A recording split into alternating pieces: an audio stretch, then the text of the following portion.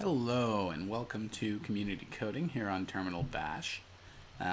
This is going to be the inaugural episode, and we've got a request here for a React.js frontend and a PHP backend.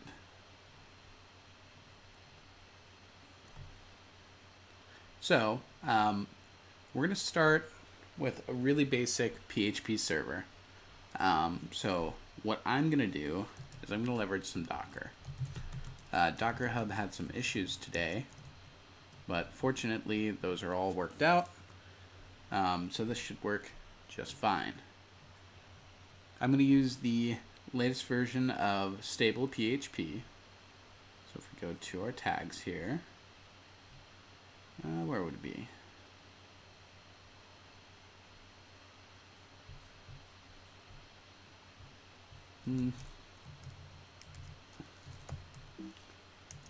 Showing 7.2. I believe it's 7.3.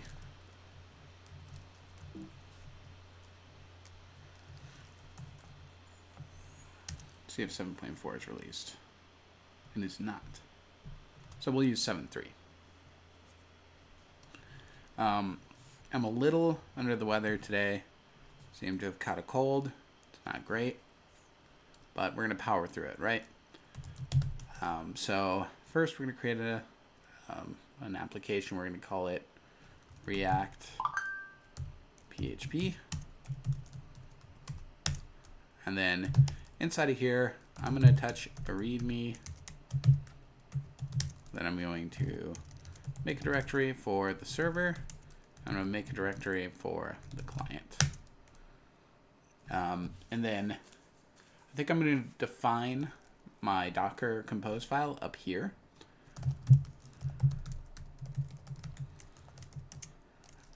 And we'll say Docker file PHP. Something like that. And then Docker file for React. Those will both be servers. Let's look at our Docker compose.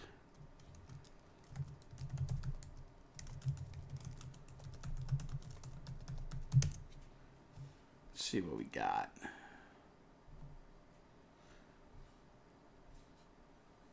So basically I want this. So we're going to have version 3.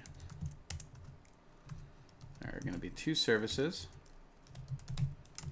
One is going to be the backend, and one will be the front end.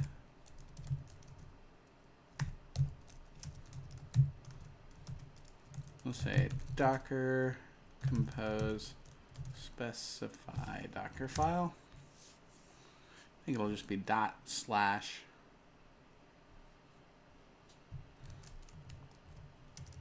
Here, okay. So build context will be in this directory, but we'll specify a different Docker file. So build context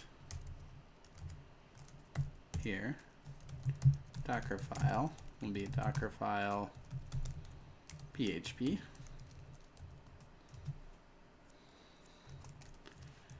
And then build context here, Docker file React. Okay. And then I'm going to need to volume mount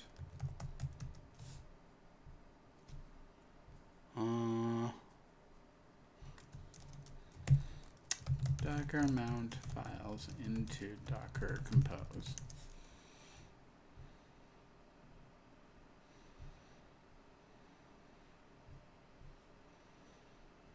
Yeah. Let's just try it. And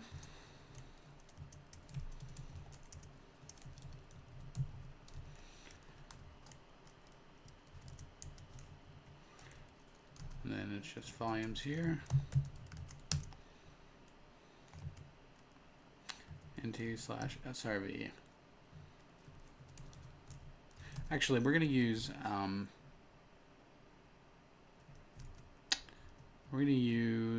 what do I want to say? Nginx with PHP.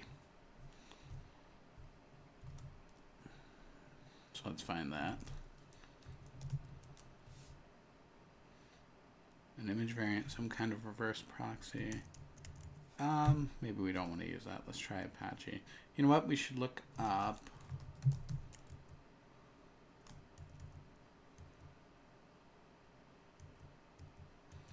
Let's go to the top here.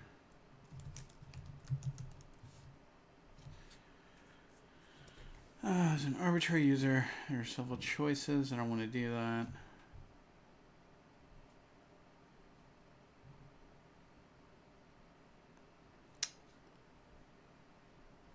Don't want to run a single script.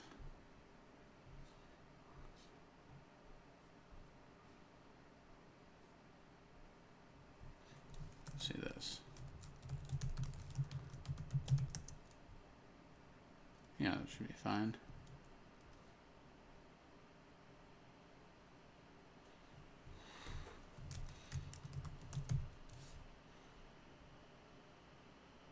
There we go. To var www.html.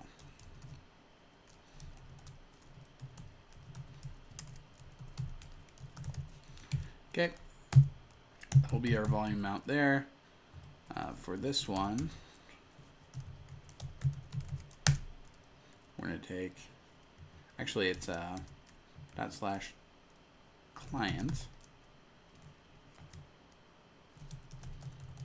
and this would be, I think, /server.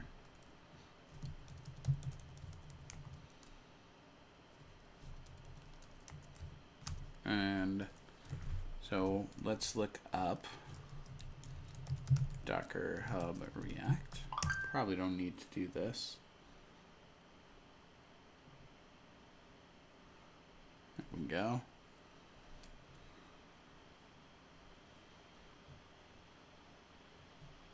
Node, what's our versions here?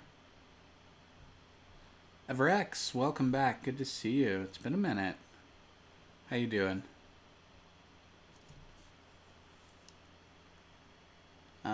Let's see, 12.12.0 Alpine.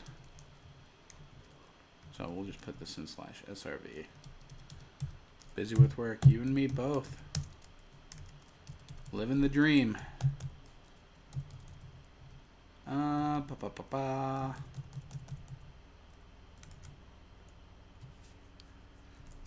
Yeah, and this should have been. Let's change these. Backend, front end. Okay. Now we want to edit Dockerfile for PHP and Dockerfile for React. Right. No worries, no worries. Just doing some community request here. React front end, PHP backend. I'm going to Dockerize it because why not? But I have to specify and familiarize myself with both of these. This can go away. PHP colon 7.3 - Apache.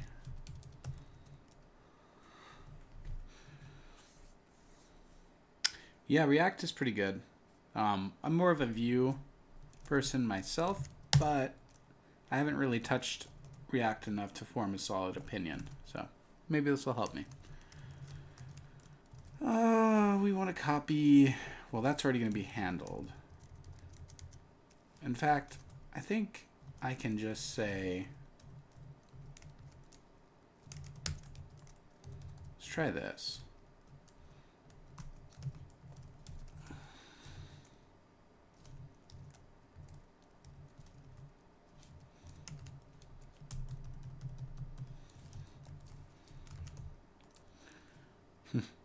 Sounds good. Appreciate it.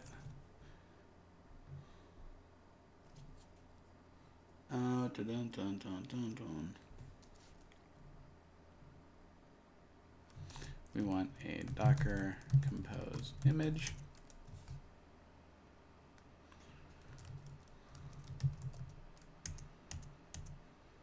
Yeah, perfect.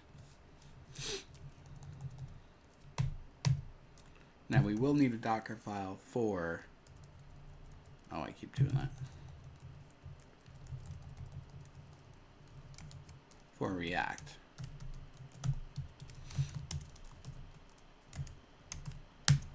Oops.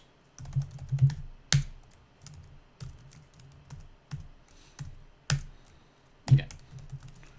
From node 12.12.0 dash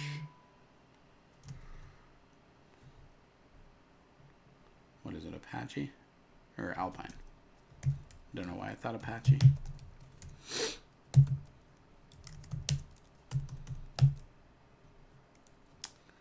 All right.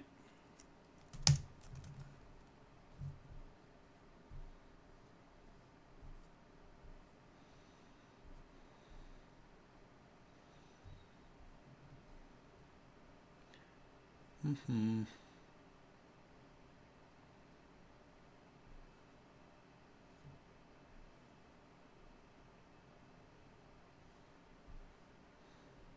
mean, I guess I know where it's going to be, right? So it's going to be in /srv. So I would just do command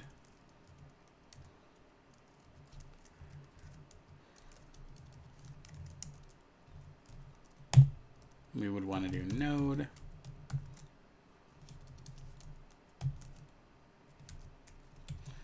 all right, we need to do some research on React.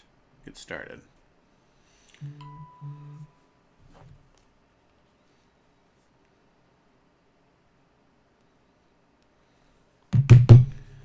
All right.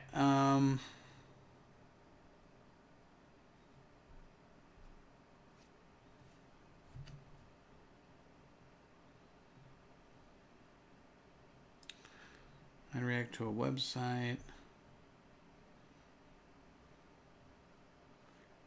I want to do that. I want to do create a new React app.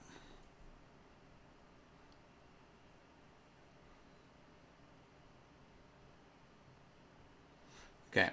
If you're learning React, creating a new single page app, use create React app. Let's check that out. npx. Okay.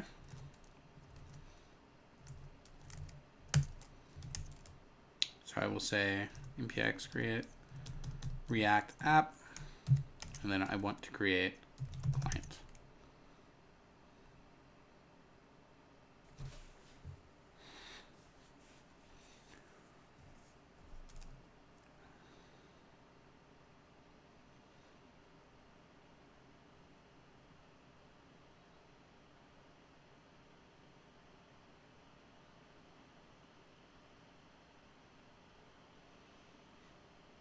In the meantime,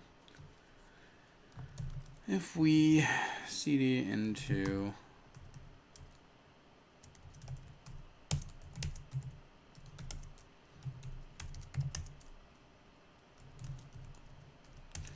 our directory here, I think we're pretty close to being able to test this and seeing where we fail.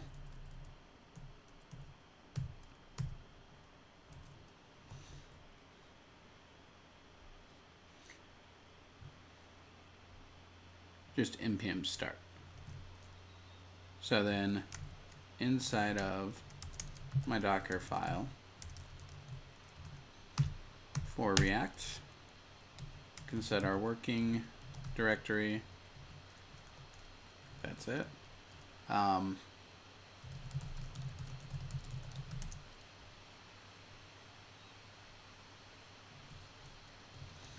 Working. Just work. Yeah, work. Okay. It'll be /server node start. Node or npm?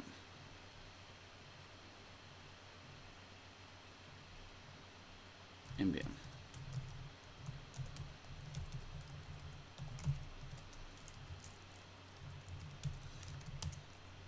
Okay.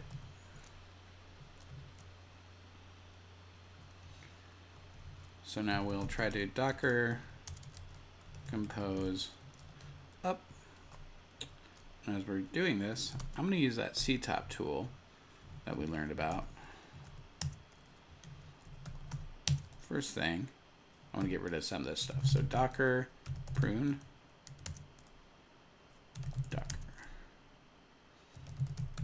Docker what?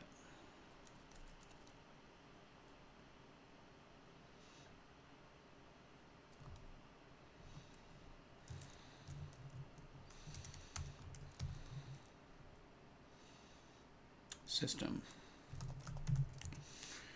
prune.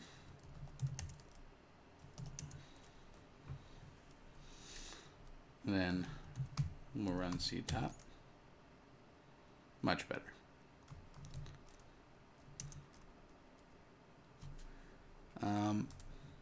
Docker compose YAML is invalid. Should be a string. Okie dokie.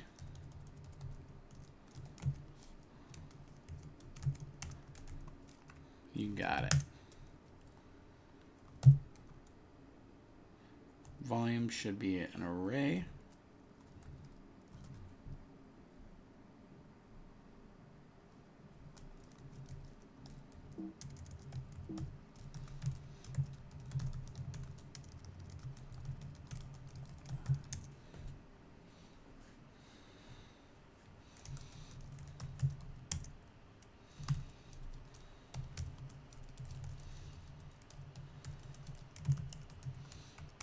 You got it.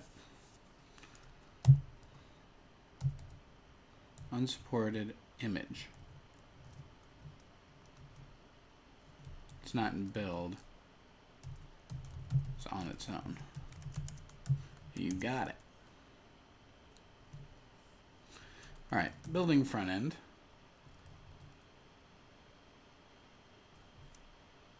Now keep in mind, Docker Hub was having issues earlier today. Everything seems fine.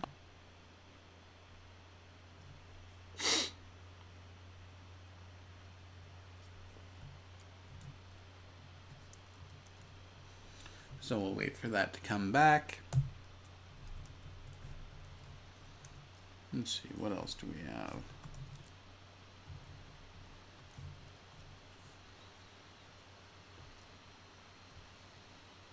Okay. Let's look at what was generated for our client. So we have our node modules, we have a README.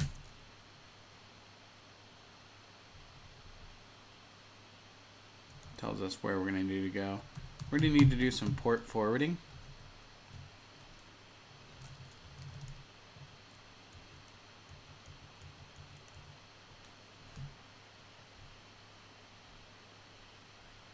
Like so.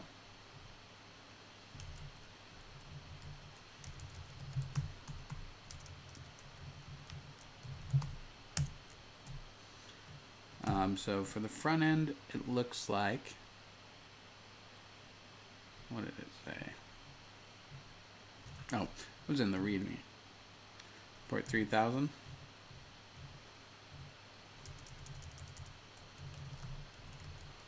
Is it ports with an S?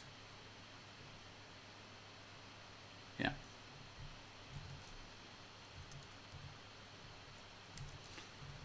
$3,000 to $3,000.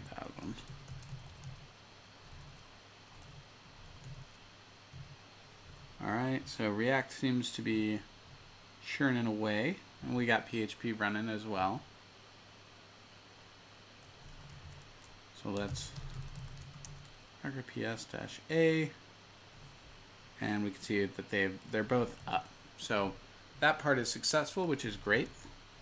I'm going to Docker compose down, and we see those go down, and then that should go away.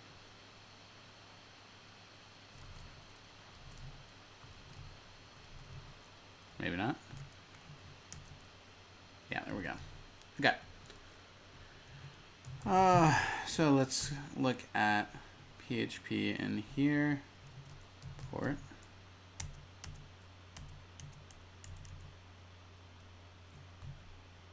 I'm gonna assume 80. So let's do that. And local 80 should go to internal 80.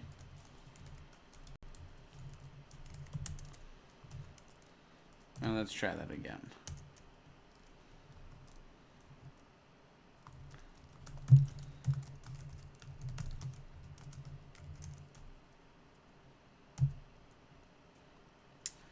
All right. Localhost port 8080.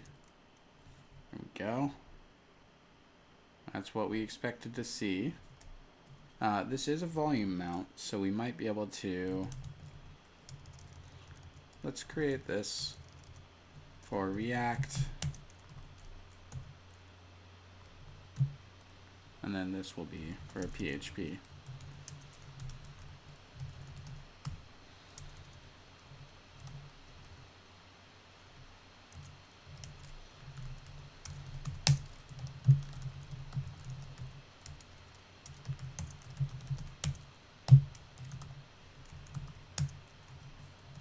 There you go. So PHP is properly serving through Apache. And then we just need to check port 3000. And there you go. We have React, right? Save to reload. So let's mess with that. So in React,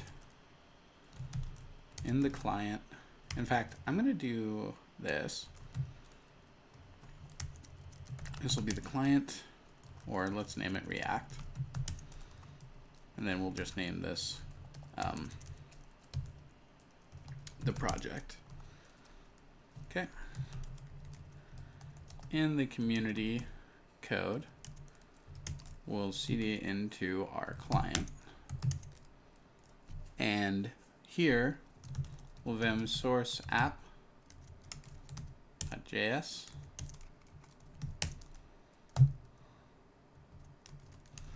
It totally works. Smiley.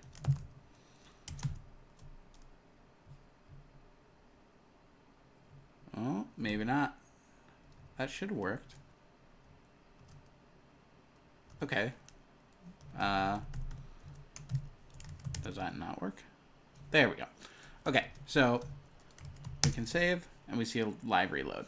So that is live reloading for React, and live changes happening for PHP.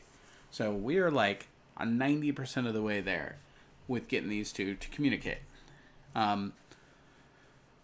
What I'm going to do is I'm going to change the game plan for PHP a little bit. And I'm going to install a framework, an MVC framework. We'll say maybe Laravel. Let's see. Let's try Laravel. Well, lightweight PHP framework.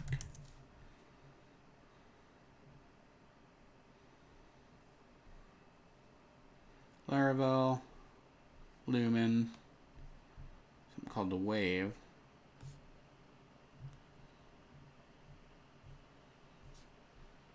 Silks, Lemonade. We're probably, yeah, we're going to do Laravel. Laravel wins the framework wars. Documentation. Installing Laravel. Composer. Do we have Composer? So now, this is where we're going to have to get potentially inside of our container. So, Docker exec, when we want to get inside of PHP, so f000 bash. Okay, I'm in there. Let's see, do we have Composer? We do not. So what we need to do is get Composer. Composer is a dependency management tool for PHP.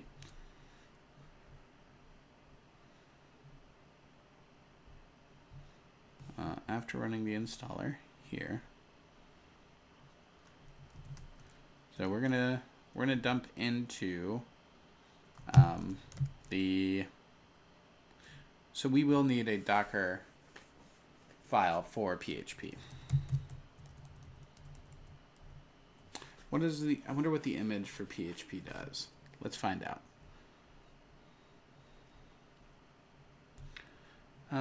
What is this?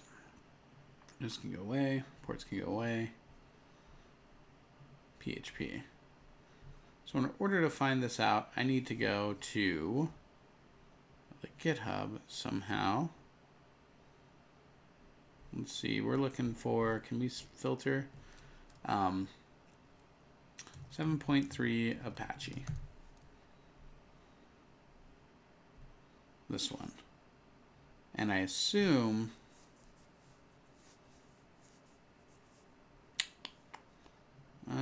let's see what happens. ARM 64 V8, AMD 64, probably this one. Where does this take me? Okay. Command bash. Here, Apache 2 foreground. So that's probably what I'll have to run, I think. We'll find out. I might not need it. So we're going to edit the Docker file.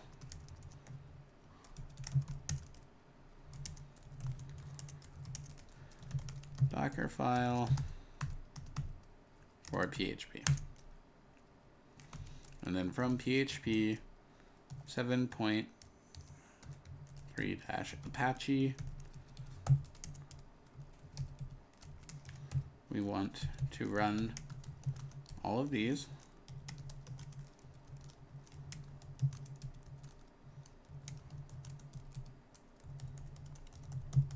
First, we're going to set our working directory to temp.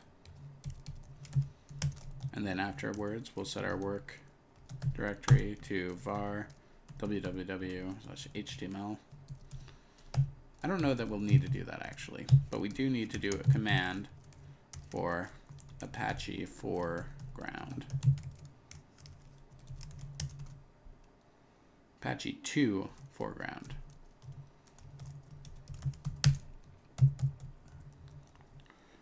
Okay.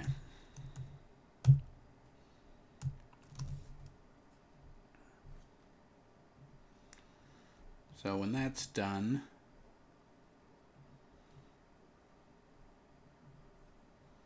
after following the install, we'll move it.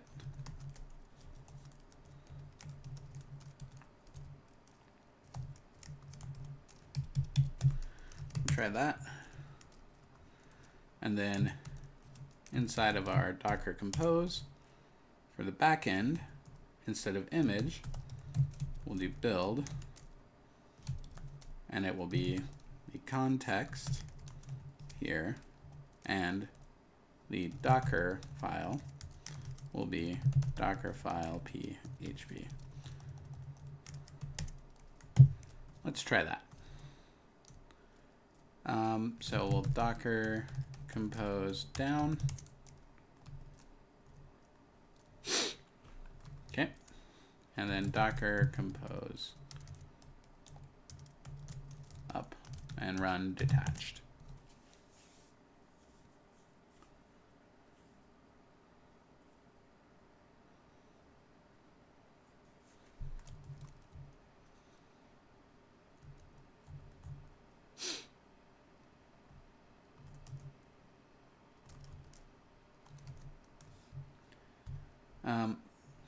Make sure I didn't miss anything.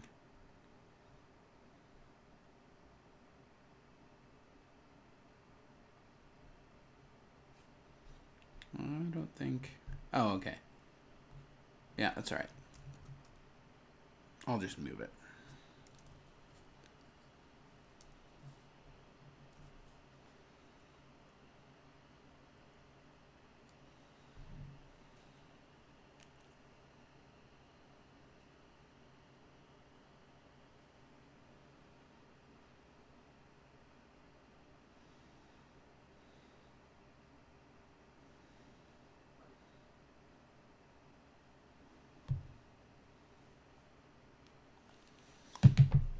Still building the backend. There we go.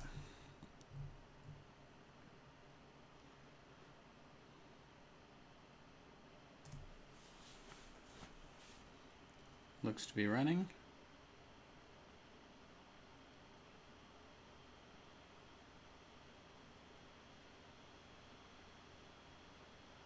Okay. So now we'll docker exec 24e bash. And there we have it. We have Composer installed on PHP. So now we can get to the next part of the process, which was here. We need the Laravel installer. So this will be global, and then we'll specify where we want the new one. Actually, I don't need Composer inside of there. That's my bad. Let's find out if we have it here. We do. Okay. So what I'll do is rmrf server / index, and then we're going to call this, that's fine. I can see installer for us.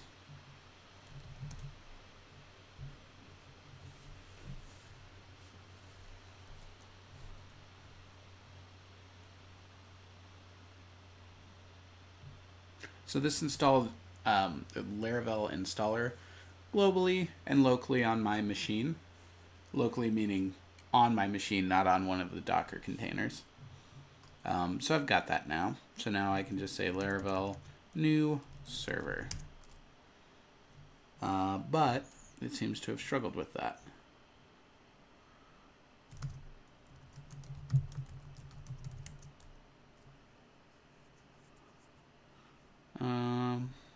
Why would it struggle?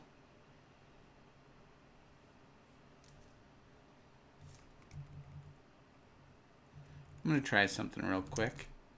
I'm going to make a directory called temp. And then I'm going to here just require Laravel installer. Okay, so there it is. So now I can come up the directory and I can say temp vendor bin Laravel new server. It's saying application already exists because there's already a server directory. So we can try that again. And there it goes. So installing globally didn't work. I'd have to probably figure out in my paths why that was. But I just created a temp directory and dumped the Laravel installer in there. And then I'll delete it after. I don't think I need it to manage anything. Or I could have just done this. Composer create project for Laravel. So what it's doing right now is it's installing a bunch of PHP dependencies that Laravel relies on. So I'm just going to let those install.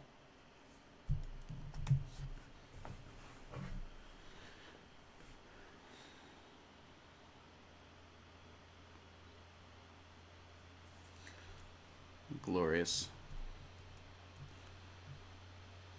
Who else is streaming tonight?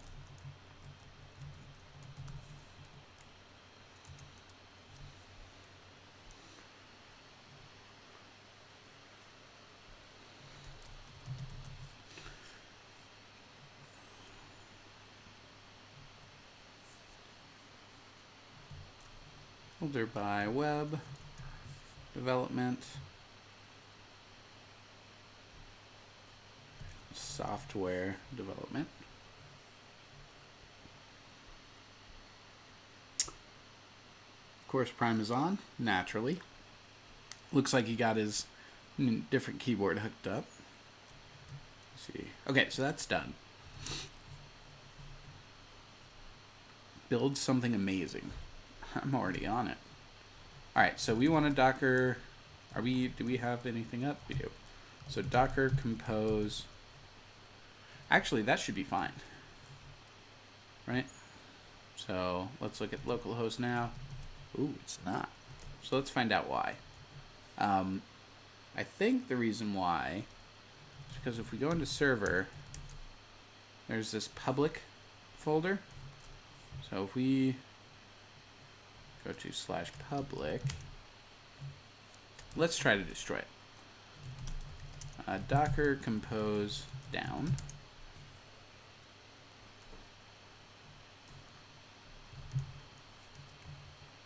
Docker compose up D. And then we'll go to the Laravel documentation and we'll actually read the server requirements. So we got to make sure we got all of these extensions. I'm not going to use Laravel Homestead. I prefer just rolling my own, to be honest. So we're going to do that. But first, let's check. Did we have an issue? Looks like it's up. Oh, look, we've got Laravel. So we got to fix this public thing. So we'll say Laravel don't show public URL.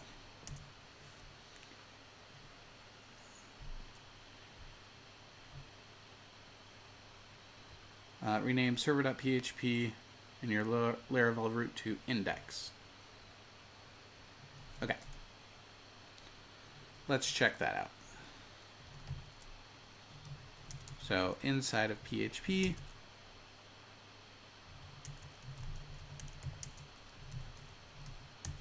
that's weird.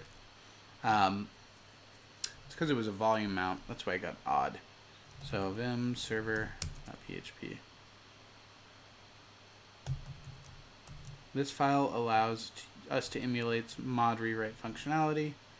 Let's do that. So move server to index, and then copy public's HT access to here.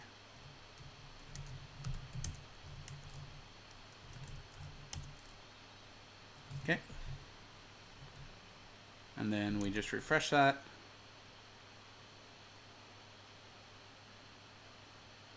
And we're working. Okay, so this is Laravel in all its glory. This is React in all its glory. So now we have a front-end framework. We have a back-end framework. There's two different servers, and we're going to communicate over HTTP to each other. So, and again, forgive me, I'm a little under the weather. It sucks. So, in app, there's HTTP controllers. And then I guess we'll just look at controller. Oh, you know what? It's going to be routes, right? So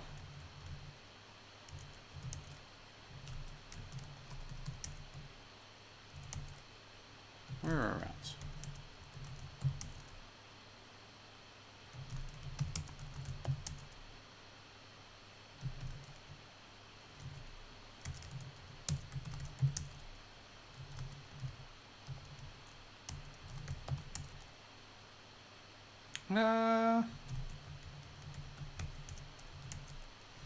Where the hell do we keep routes? So what I can look for is Laracast, I guess. So I'm gonna grep recursively for Laracast, and we see welcome blade. It wouldn't be in resources, I wouldn't think. CD resources. No. Oh. Routes is at the root. So if we do what's in web, that root, what's in API? Our middleware. Okay, so we'll look at web. And basically, instead of just go into a view. Let's do Laravel controllers.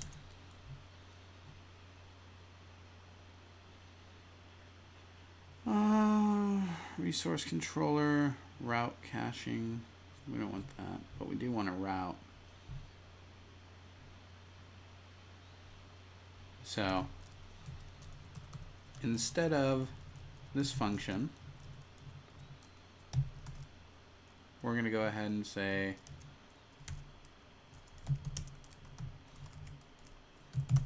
let's cd back into our community app. HTTP controllers. We've just got a controller. So I think that'd be fine. Instead of use a controller, we'll just do controller at show.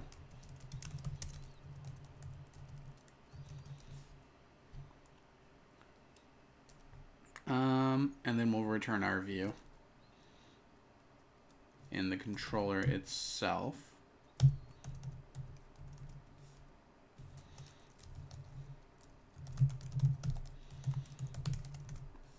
Show takes in an ID. I'm not going to do that. I'm just going to say we're going to change this to index.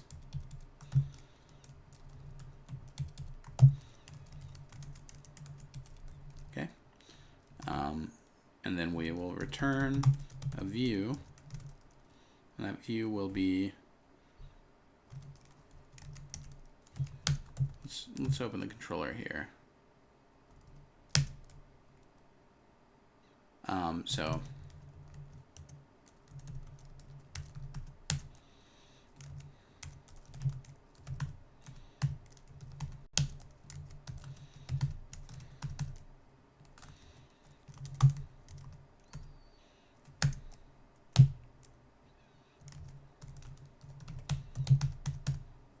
welcome.blade.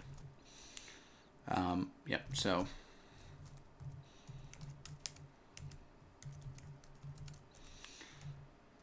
welcome.blade. I think that's all I need.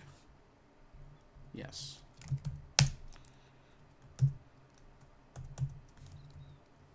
Let's try that out.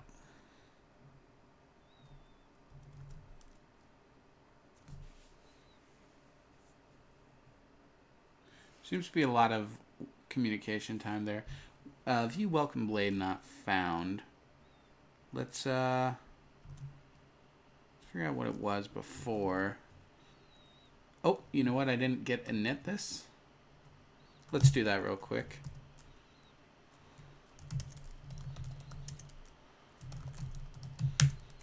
Okay, so we want to add all of these except in client.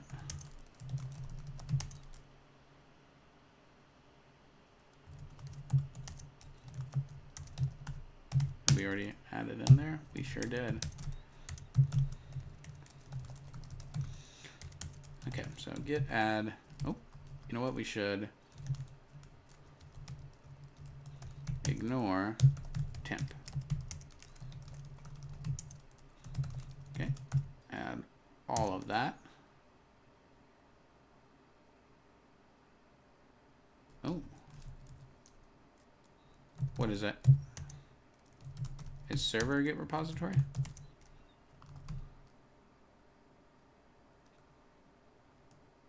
What's the Git repository? Did my vendor file not get ignored? Did.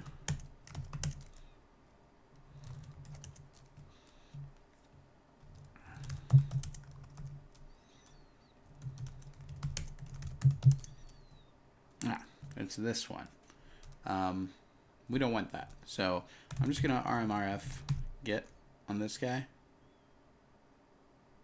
Yeah. And then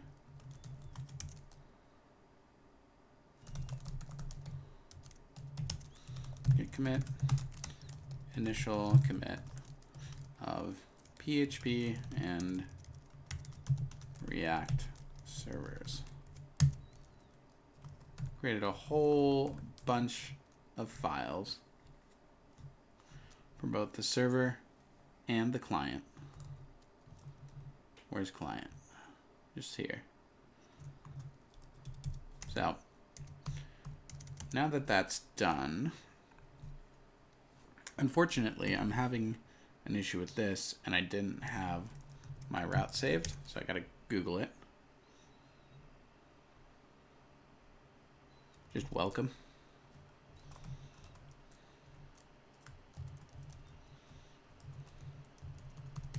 Ah, that makes sense.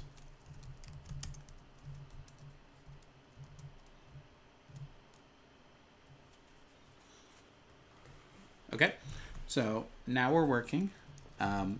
Now I want to make this a post-only endpoint. So post.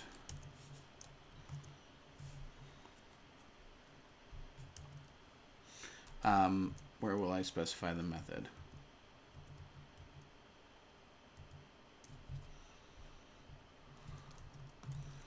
Laravel routing.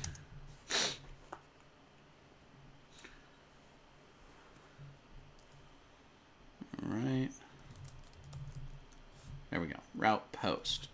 So in our routes file, we've got a get, and we're going to do a post, but it's going to go to index. What it's supposed to be? We're just going to say index post. Okay. And at that point, do we have insomnia?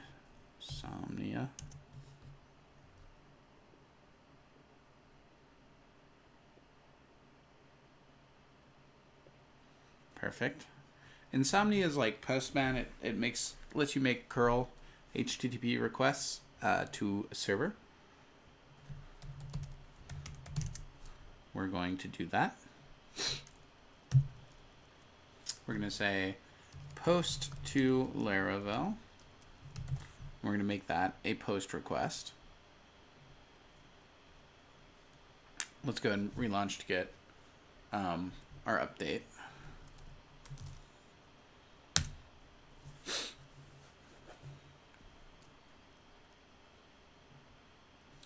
All right. And if we look back at the browser, our endpoint for Laravel will be this 8080. So first we'll do a post here. We'll just send it. We'll probably get an error. Page expired. Let's try this. We're going to duplicate this real quick. And we're going to call it get to Laravel. This will be a get HTTP request. And we should see the Laravel page. There we go. So now we've got this set to index post. Well, we need to create a function. Public function index post. And we're going to have to post some data here and do something with it. So that's all well and good. Let's look back at their documentation.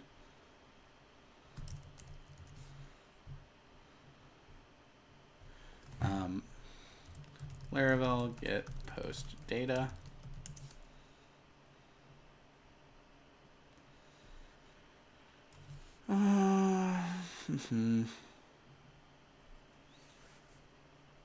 So inside of here, we're going to dig into the request that gets passed in. PHP, so type comes first. We're going to need to pass request in here at the top. So it'll use this request. And then what I want to do is I just want to JSON encode request. Okay. And let's go back and do our post. Oh, we're getting expired still. Did I save? I sure did. Boom. it shouldn't be, yeah, it's not a trait.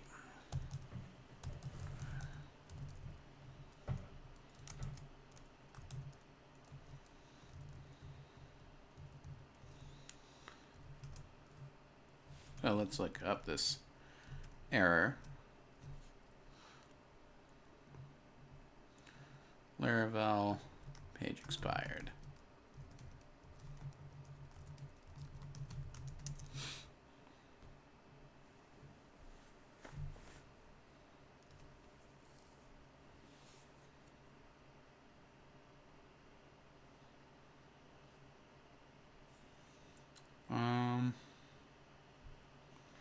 Route is not protected. Shouldn't be.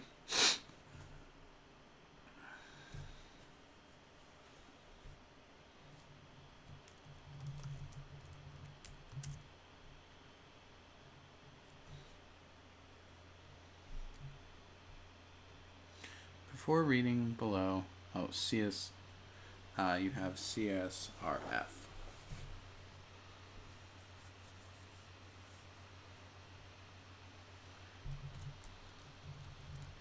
Are all of our routes connected?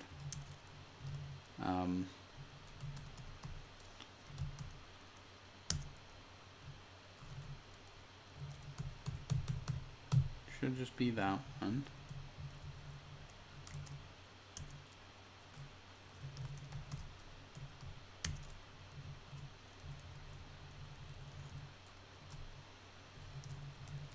Laravel CSRF.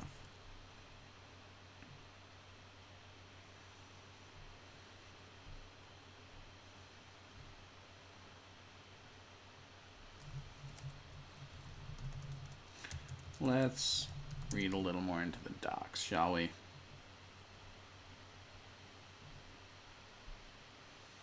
Default route.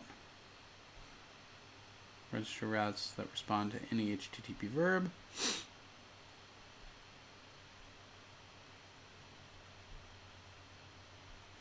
Any HTML forms pointing to post, put, or delete routes that are defined in the web routes should have a CSRF token field. Otherwise, the request will be rejected. So that's the problem I'm facing. So what I'm going to do is I'm going to lift this into routes API.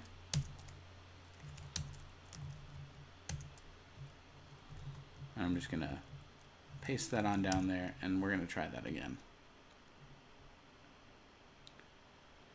Looks promising. Post method not supported in this route. So API only supports get and head. I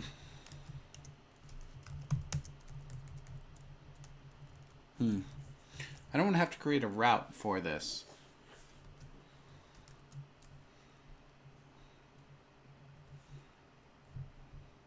I'd just like to turn this off for a second.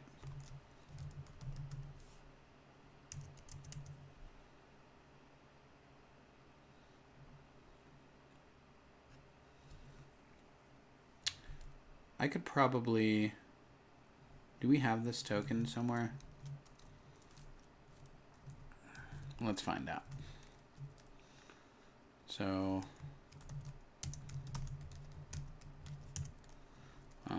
grep recursively for this.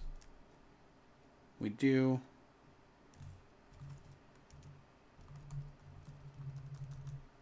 Wow. Let's try that again. Dang it. There. Okay, so this is... Well, that's buried. All those are in the vendor. Yeah. So let's not do that. Let's put this meta tag. We need to look real quick. Open up the handy dandy inspector and look for CSRF.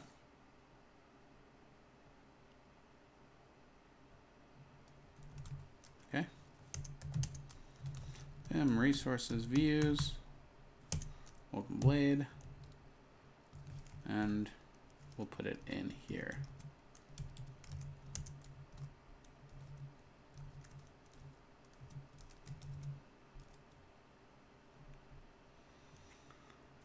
There we go. Here's our content.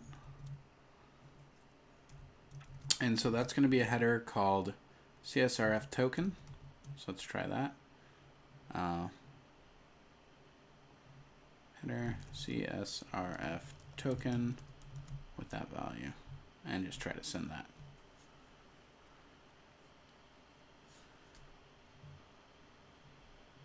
Okay.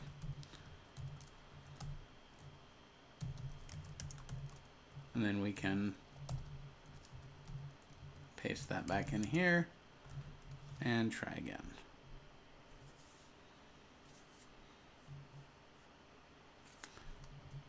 Page expired. Does it change on every refresh?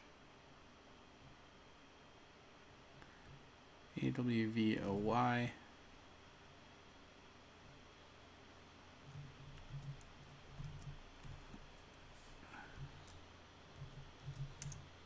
Nope, doesn't change. So we'll say Laravel postman post with CSRF.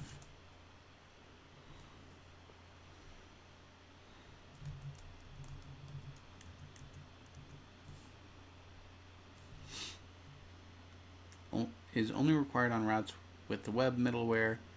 So put your API routes outside the group with the web middleware.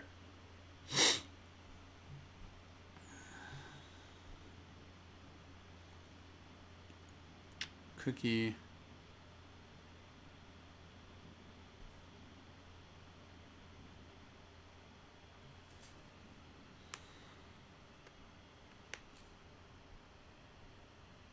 Body tab. Would it be here?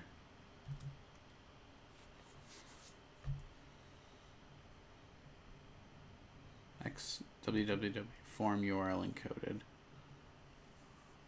That would it be here? Multi-part form. Form URL encoded.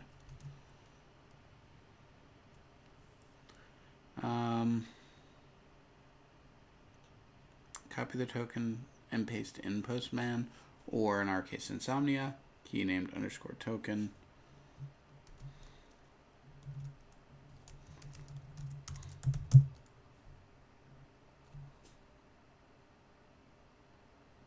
Nope, page still expired.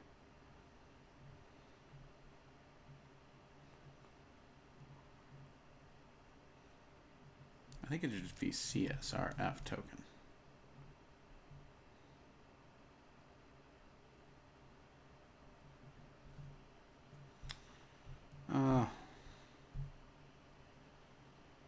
XSRF.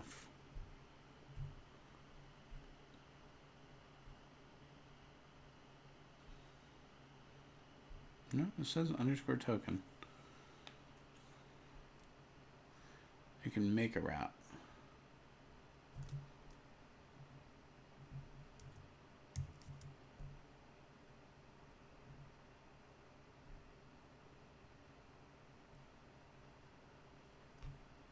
Maybe it's changed.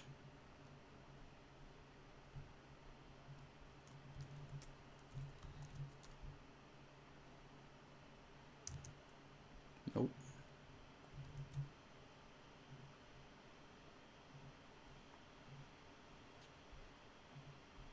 This is the hardest part.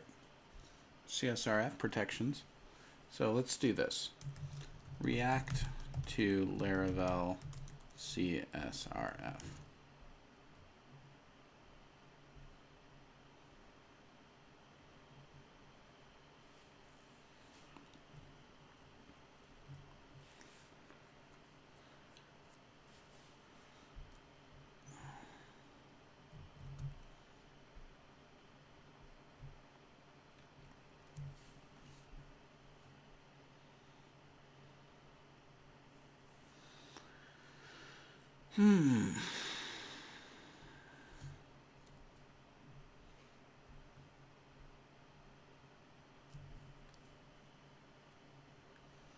was something.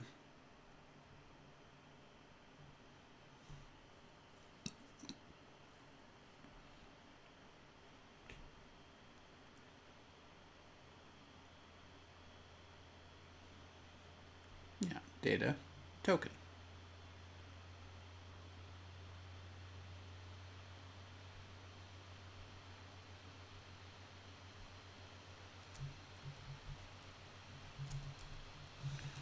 Insomnia, Laravel, CSRF.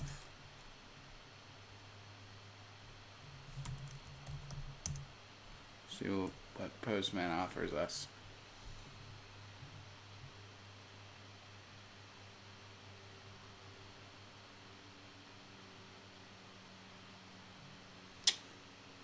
Skip this. Okay. So we want local host, port 8080. We want to do a post. We want to do body of token being this. Being this.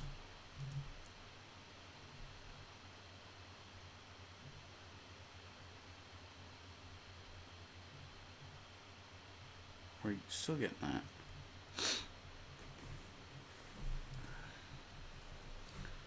All right. Laravel echo CSRF.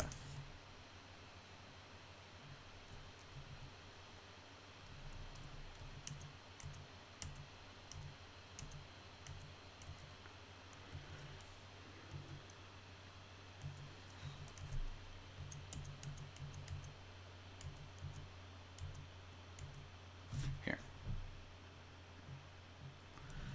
So let's try this. Let's create a get endpoint. We can use let's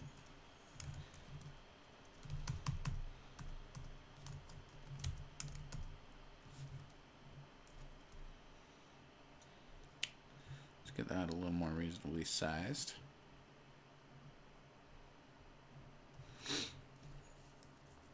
All right, so in controllers, we want controller and index.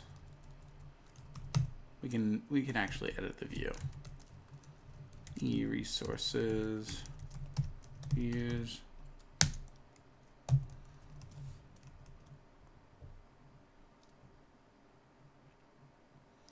And we'll just use this blade syntax. I mean, it is what we're doing.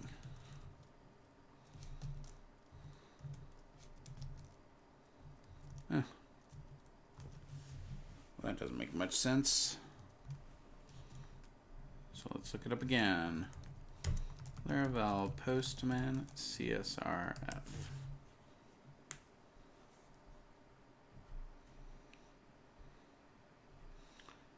Header and create the pair. So let's try this as, and then token value there. So we'll try it in Postman first. Headers. That becomes this. Post.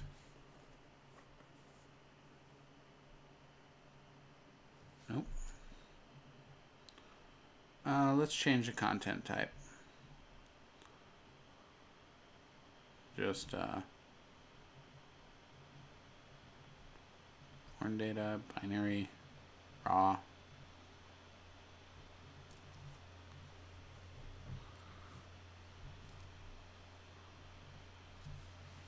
In Postman, get post, create the pair. Some people recommend turning off CSRF while testing the API, but you aren't really testing, are you? I mean, we are. X CSRF token. Can I like raw edit?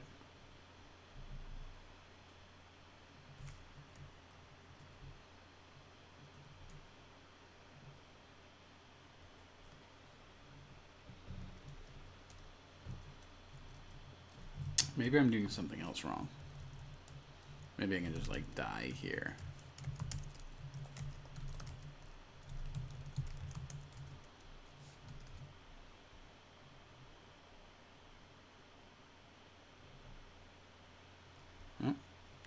All right. Laravel disable CSRF.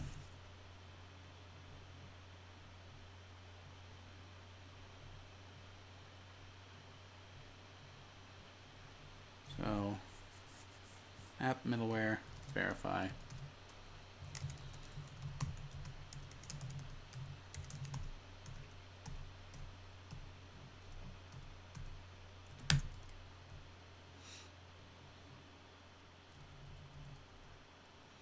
Accept, and then what? Add your route here. Your own routes names. What is my route's name?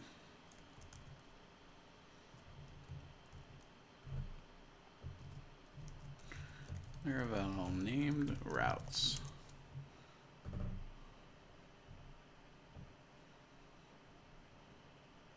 Name. Chain on name. Testing.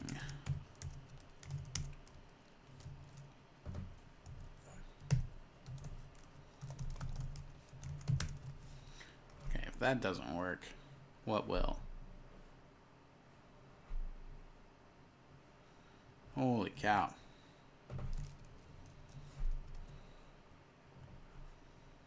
Are we getting here?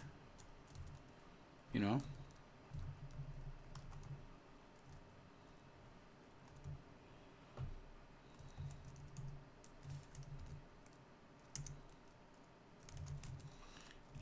App HTTP middleware.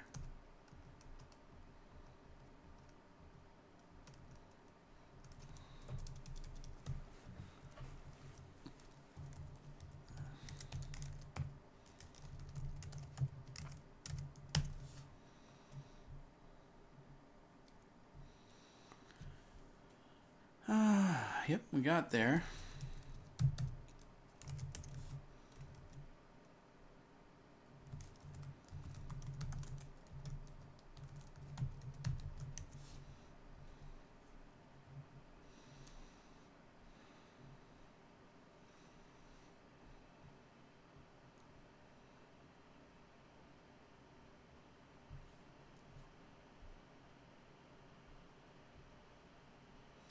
Place your route URIs here as an array.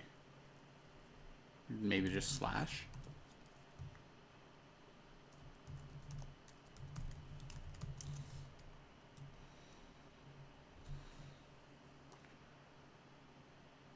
There we go.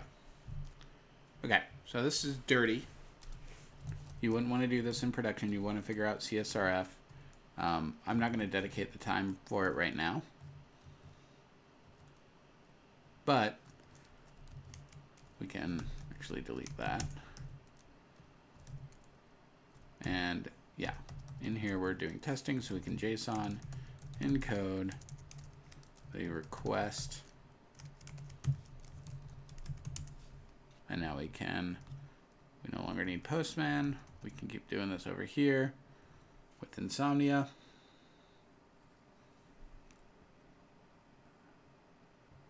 No body return from response. Right, return.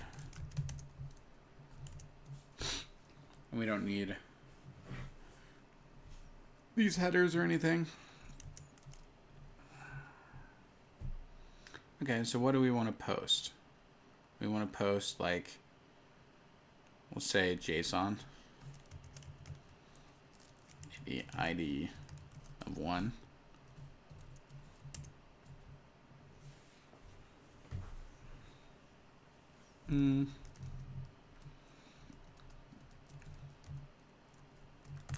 Laravel get post request data.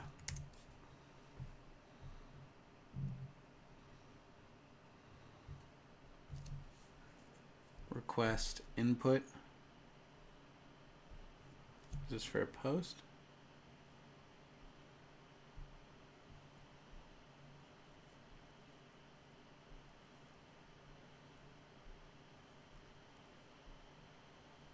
Using a few simple methods, you may access user input.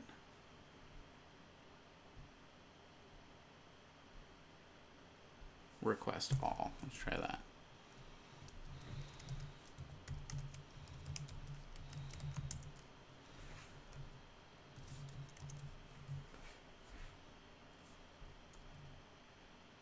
There we go. So that's the ID that I posted to PHP from Insomnia. So now we're going to have React do this. And in order to do that, we're going to use Axios.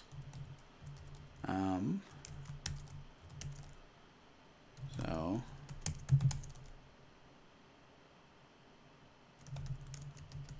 app.js. Let's see the up into node modules.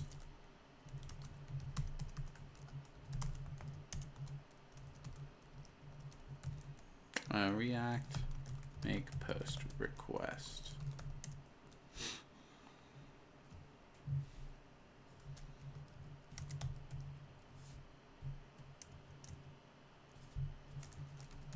React Axios.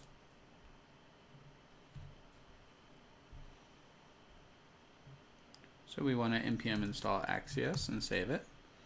So npm install Axios, save.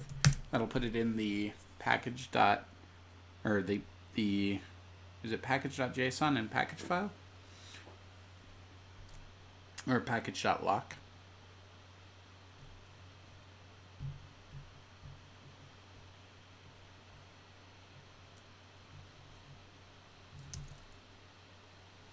Yeah, package.json and package.lock.json.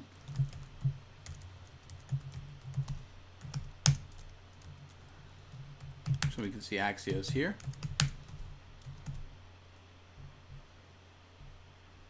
And then we'll import Axios from Axios.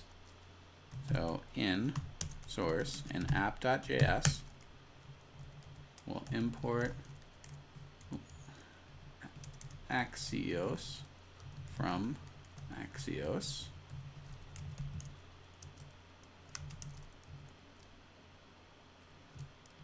We've got a linter turned on. That's why you see highlighted on level 4 or line 4. And then, so we don't have a component at this moment. I don't know if it comes with one. Doesn't look like it.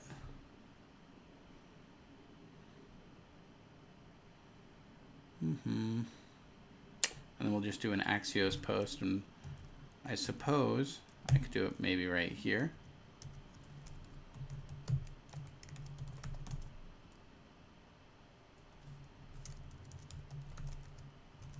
And then just the URL and the data. Let's look up the Axios documentation.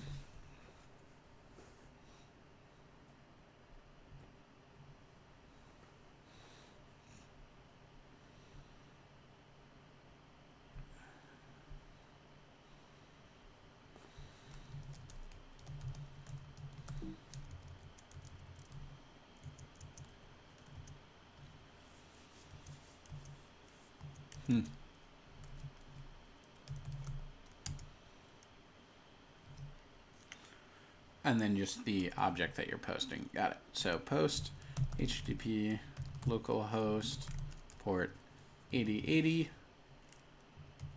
And we want to post some JSON. And the JSON will be ID is 1.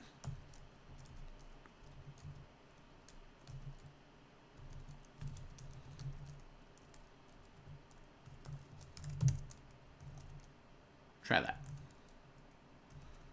So technically that should have made a post request. In order for us to see this, we're going to have to look at PHP, but it almost have to be the output. So we're just going to return the response back as JSON. So let's check that out. So we do a post, and then we just get the response.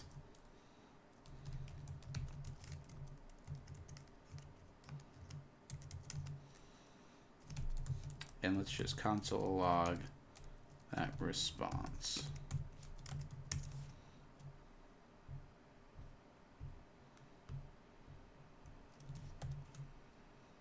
And we're gonna dock this.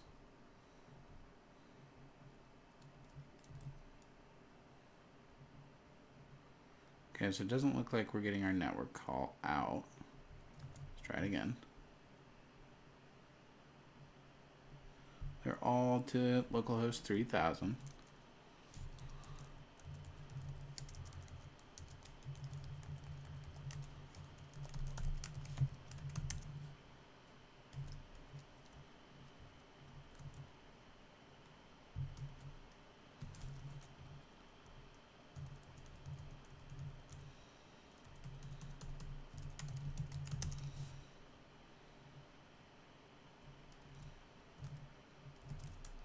Looks like it doesn't totally work. Did we cache something?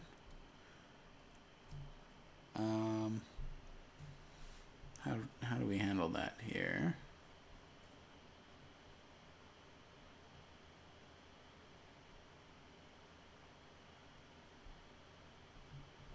Or did we break something? Let's check.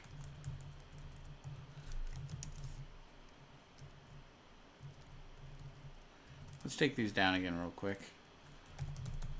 Knock those down. And we'll bring it back up.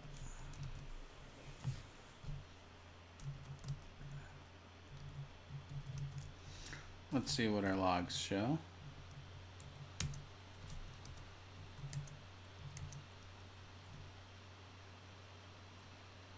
That looks right.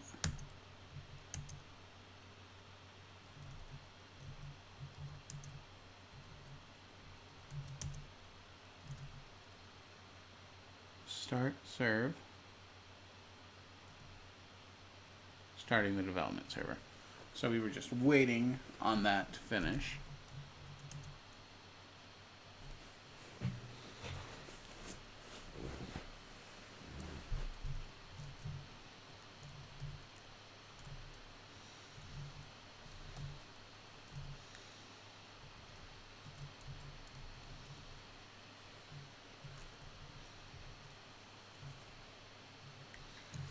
Well, that does its thing.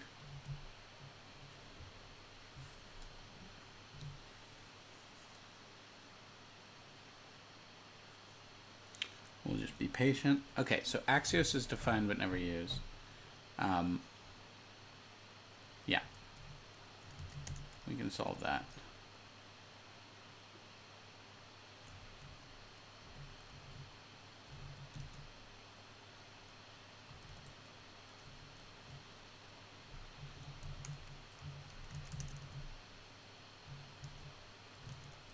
I really think it's this.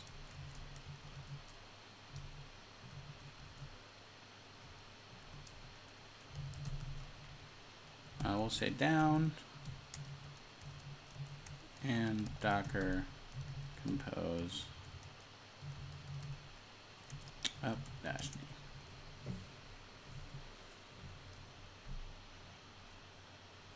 I'm trying to cheat and get a quick solution here.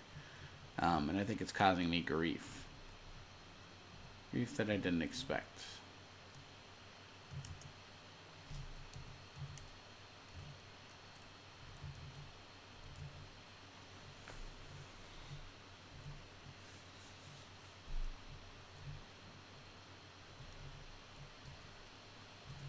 Meanwhile, we can clean up some documentation here.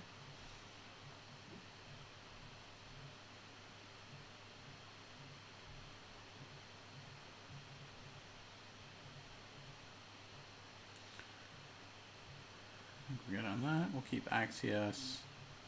Get rid of some Docker stuff. Keep that.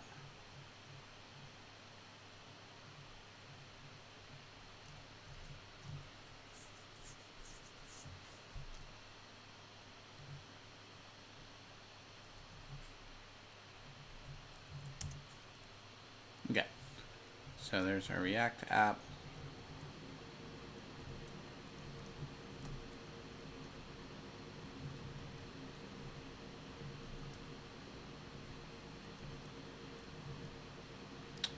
I want to take this into my clipboard. And then I'll just delete this and save that. It's not live reloading anymore, which is kind of a bummer.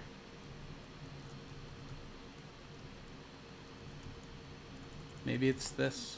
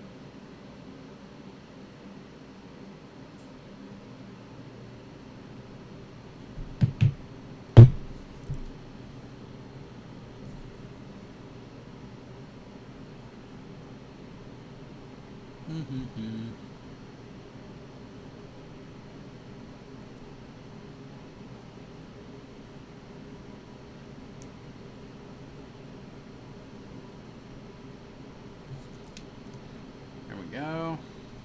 All right, so 3 there.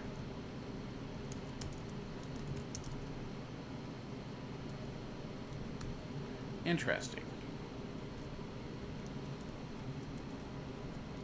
React, live, reloading, not working, and Docker.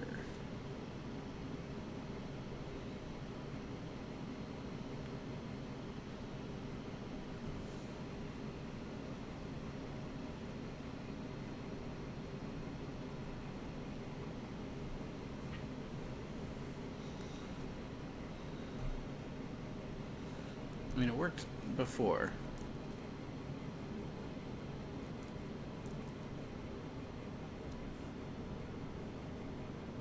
Port 3000.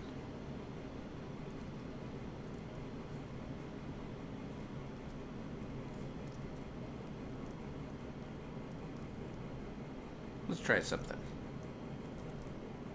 Down here, we're going to Docker exec into which one?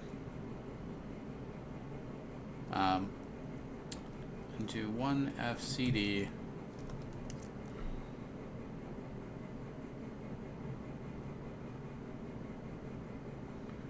starting container process caused path unknown. What happens if I tried to go into the other one? CD09. No problem. One fcd.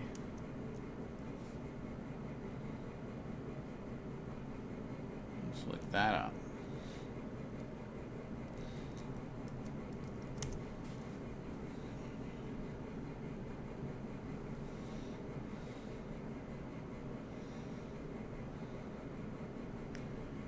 It turns out specify the wrong directory to be copied.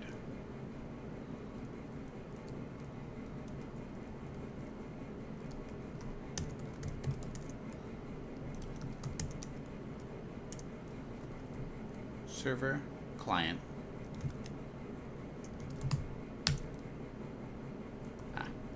Already got that open somewhere. Here we go.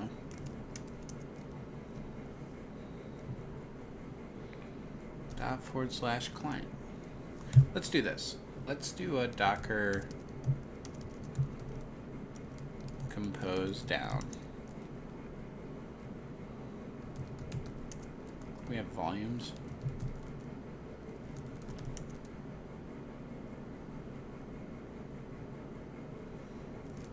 Docker system prune.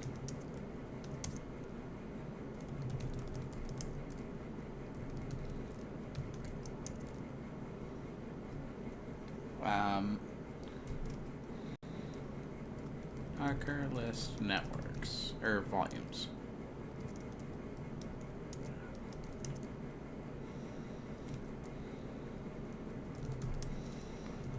Docker volume ls Docker volume prune. Okay. Docker compose up.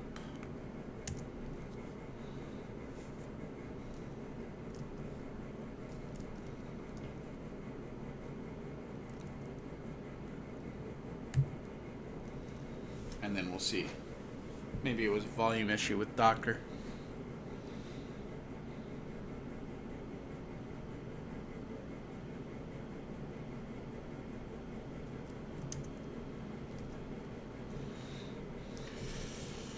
Take a stretch.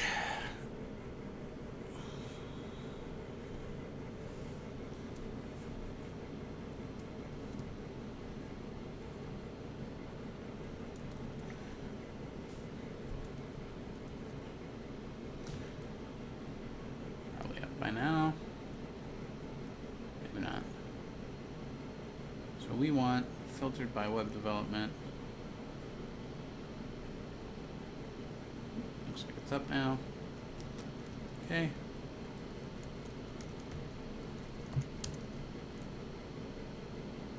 That's really just not working. It's very frustrating.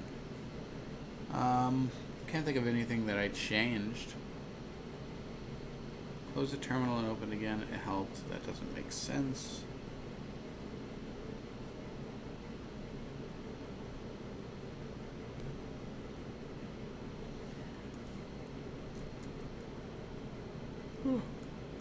Let's do a diff.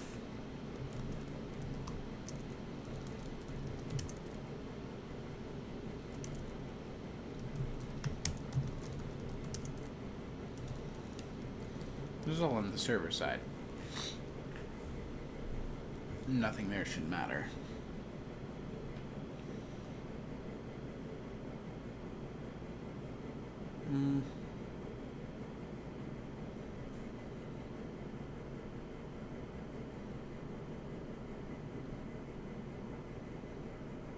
I mean, I could try to change ports.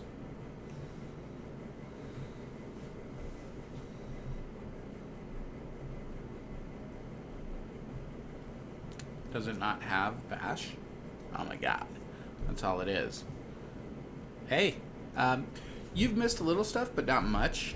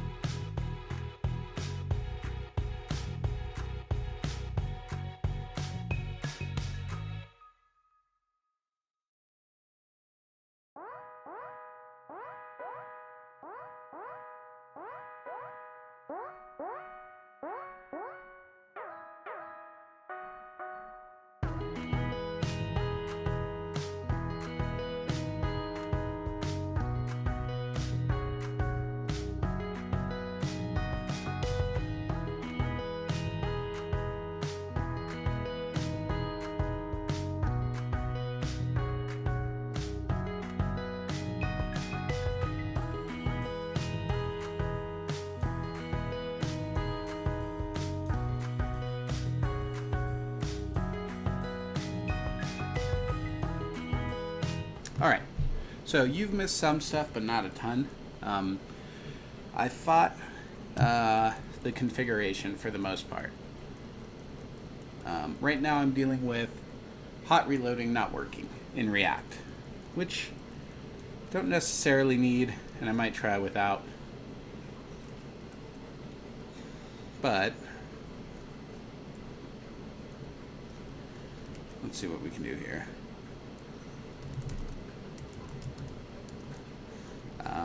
Docker exec t.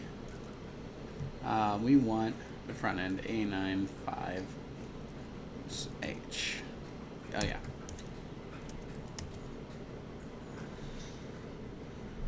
So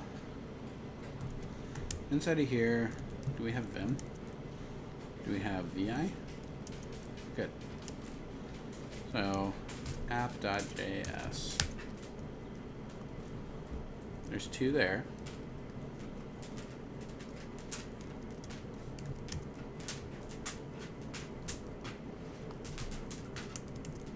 Okay.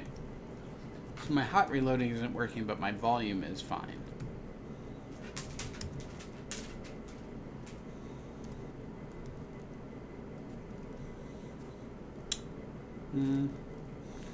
React hot reloading not working.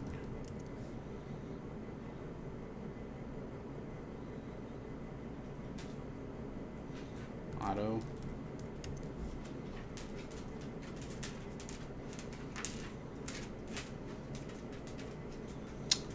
That's all right. So we're going to ignore auto reloading for the time being.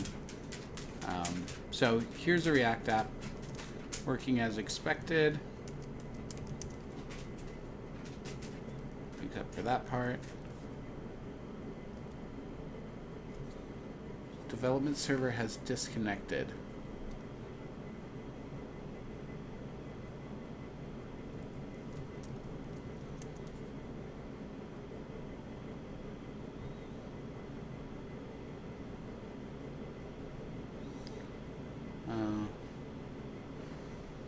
Since this has already been addressed. Yeah, DuckDuckGo is great. I don't know why DuckDuckGo is not default right now. It used to be.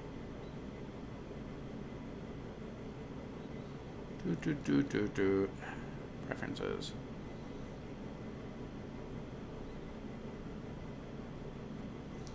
Search. DuckDuckGo.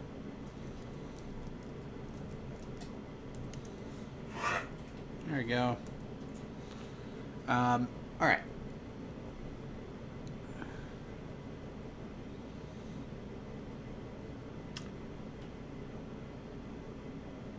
I guess I did modify my package JSON because I installed Axios.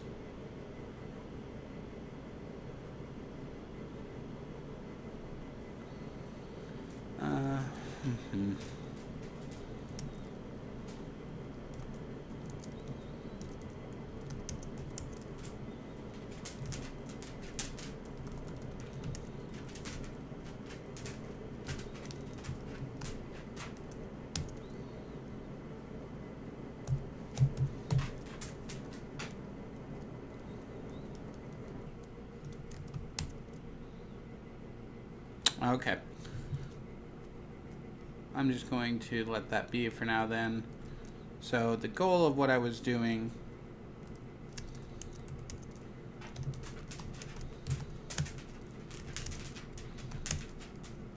already got it up here. Let's see if I still have this in my clipboard. I do not. Whoops. Alright, so we've got Axios.post to my front end, or back end, which is PHP running on port 8080. And then I want to post an object, and then I want to get the response.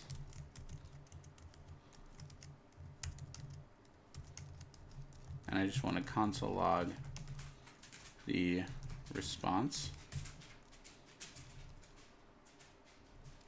In fact, I can just do this. And then inside of here, we're just going to say ID is 1. And then we're going to import Axios from Axios.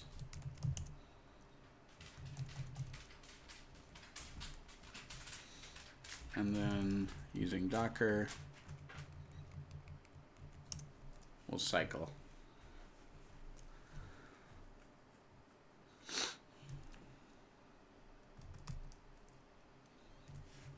I might just handle the backend locally. We'll see here in a minute. I'm trying to get it to work through Docker, and it was giving me troubles.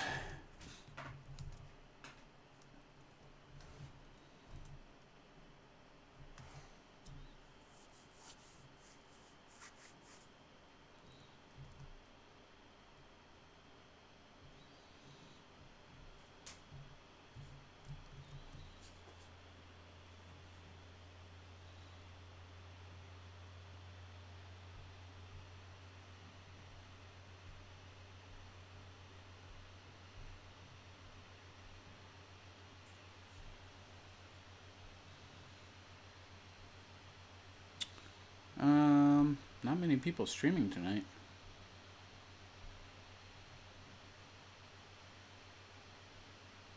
Interesting. All right, there's our React app. And there you go. So what you see here, this is the post to the backend server. If we look at our response, looks like we don't have one.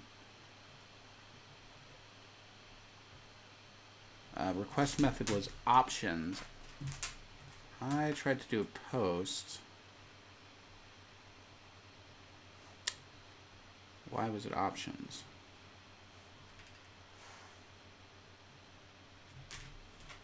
Come on.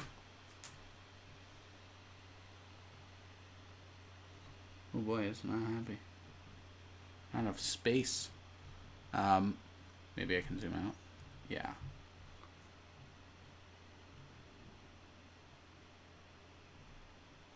Yeah, so anyway, basically this is options. So let's look at that.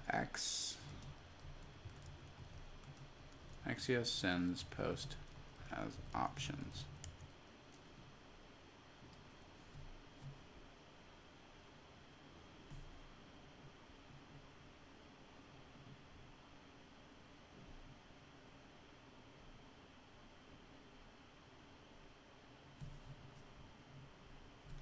Of course it's CORS.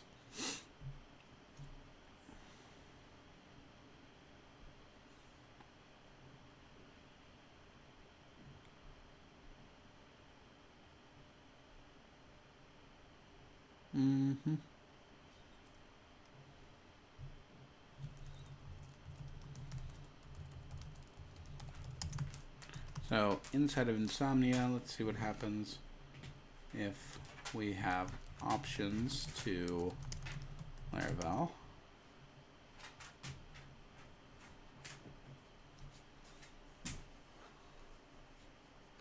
Yeah.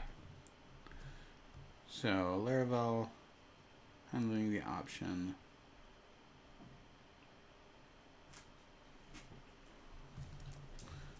Laravel route options.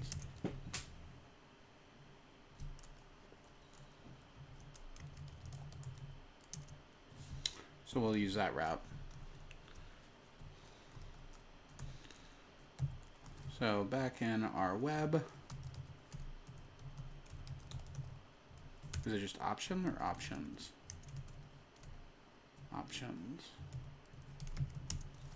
So now if we send it, we should get back that body. We do. So now in Axios, we'll send this request. We see 8080 come through, and we see the response. No response.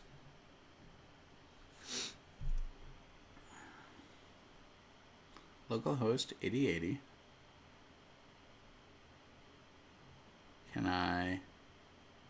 I'll take these headers. We'll put them in here. I did application JSON. Let's see what happens if I get rid of that.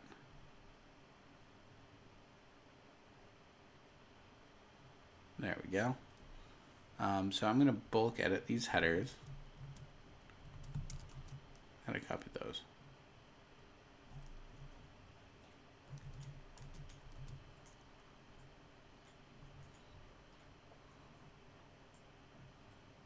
Bad request.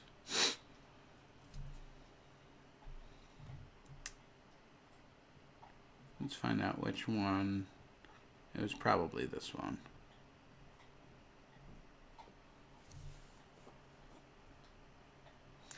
Okay.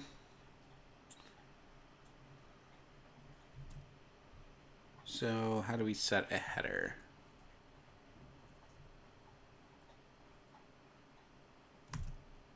Best not to use React? No, we're doing this. We're already too deep, man. I'll get this figured out. React is great.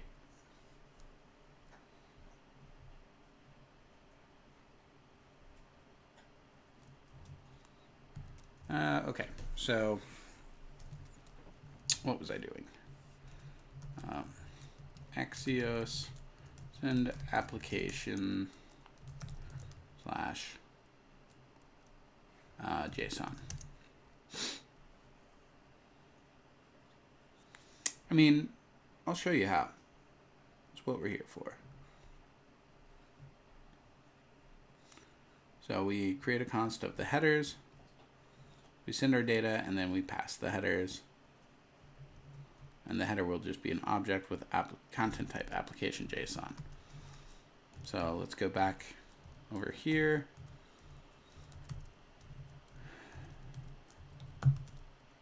An object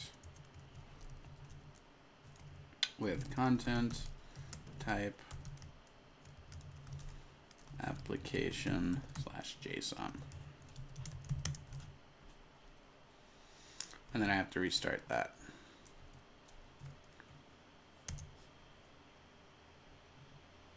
Yeah. Yep. So you can watch a stream on Twitch for, I think, a couple weeks, a week or two. And then I also upload to YouTube the username Terminal Bash as well. So you should be able to find me on there. If you search like Terminal Bash in conjunction with Rust, you'll probably find me quicker. Or, here's an idea. I could link to it.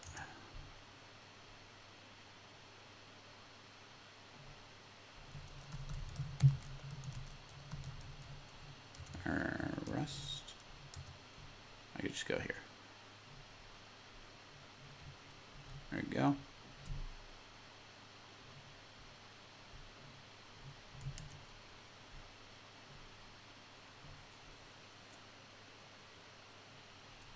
Okay.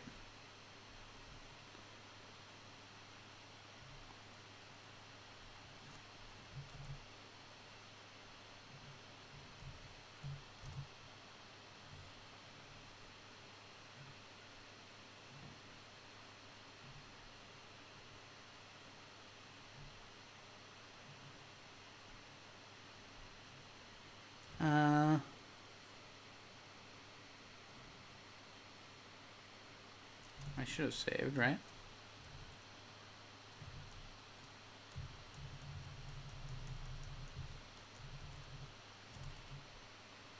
Where's my content type?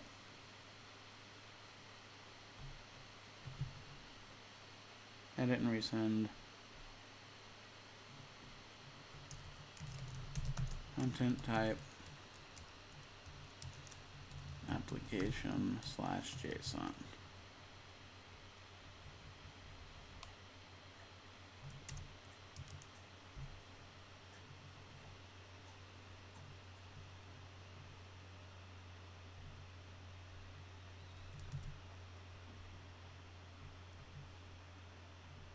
Let's go back to the Axios documentation.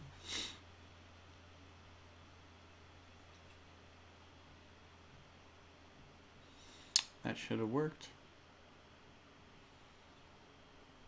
Data got sent. And then headers. Oh, it's got to be an object inside of the headers. Got it. So it opens up.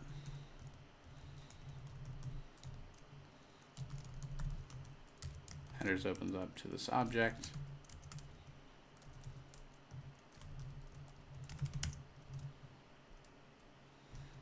All right, so we're going to try something here real quick.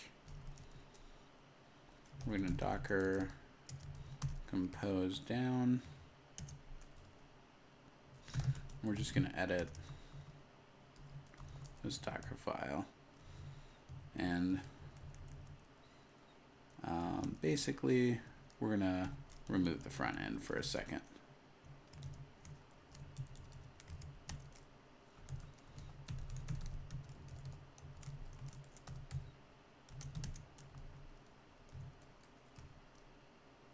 Perfect. And we're going to cd into the client, and we're just going to npm start.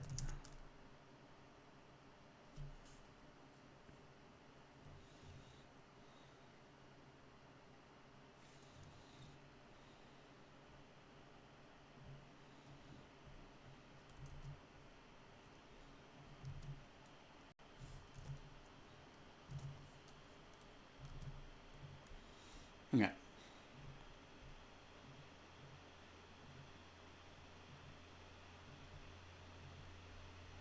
Did our header send? Let's try that again. Edit and resend.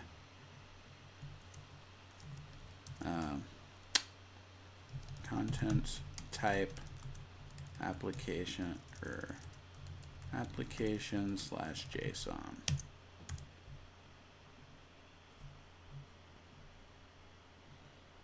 There we go.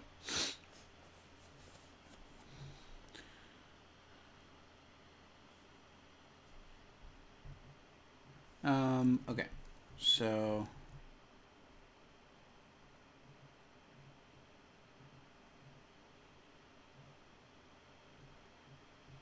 wonder why that's not doing more.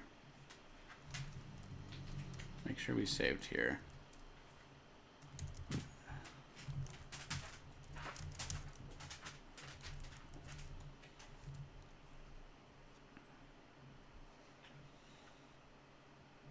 Data, and then our headers being an object. Make sure this is right.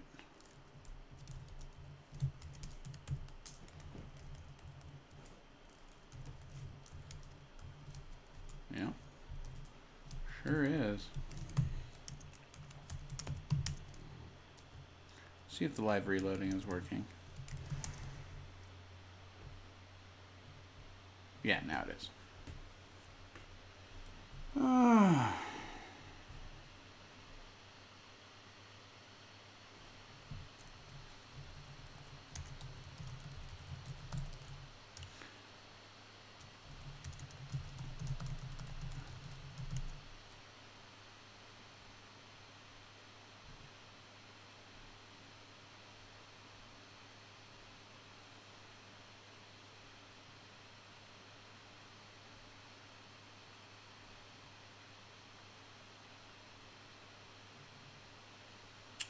Post data, which is what I have.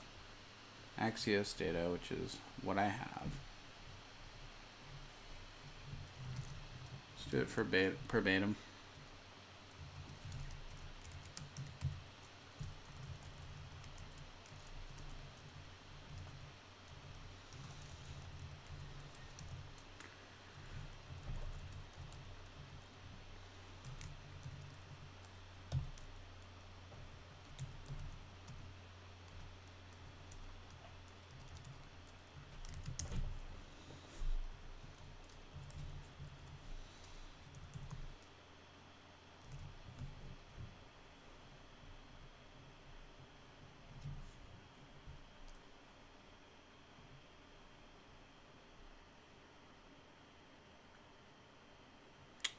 Why is it not posting?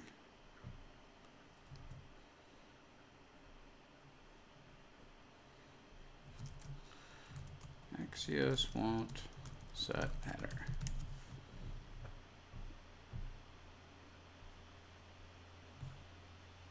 Let's try this on Google.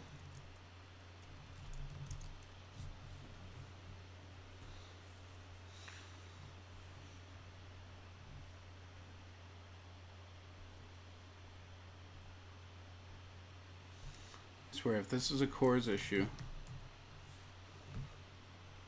the whole night playing with HT access, this, thank you. The alias method does not work with the authorization header. Alias method. But this way does work. URL, oh. Really?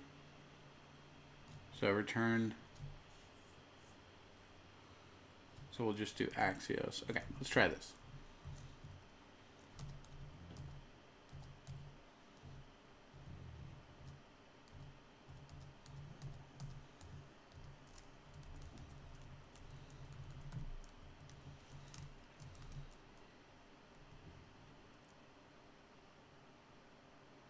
Programmers aren't nocturnal necessarily. I mean, the only reason I'm nocturnal at this point right now is because I work full time. So, this is the only time I get to stream.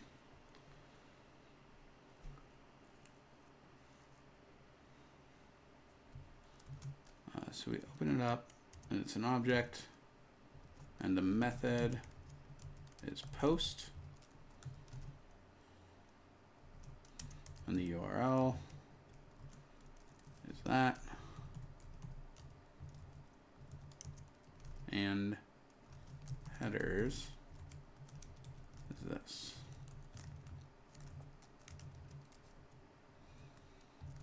Nope, no, it's not right. What is that? Data? Params?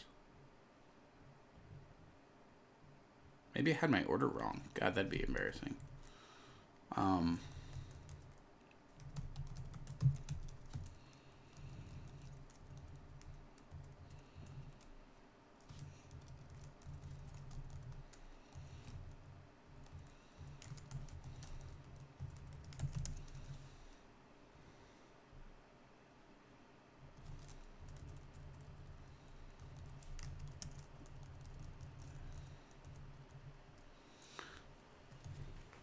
Let's try that.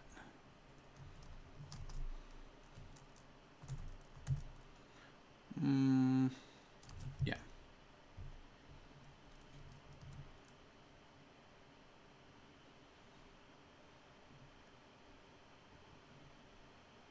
There you go.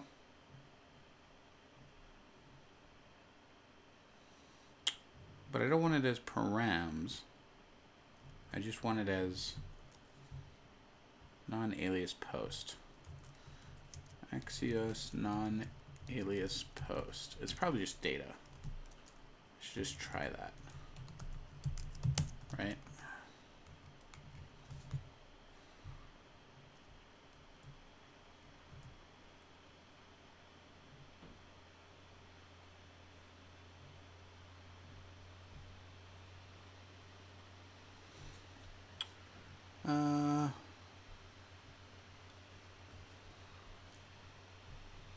Maybe not. Well, it's different.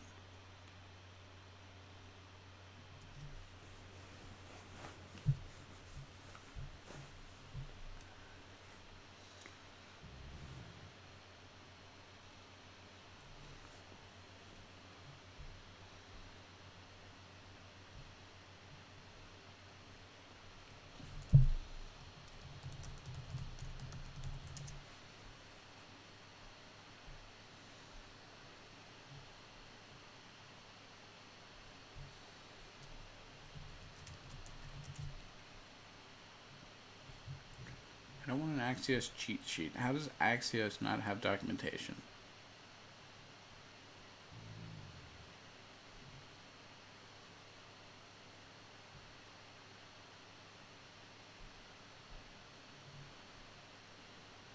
I don't want to do that. want to do this. Yeah, so it is data. URL, data, headers. So I was okay the first time.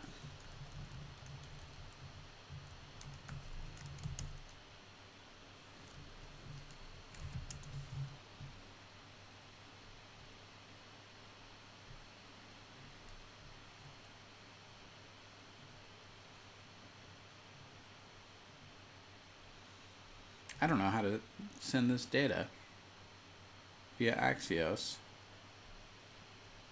and it really shouldn't be that hard. Can't send post data, post JSON data, Axios.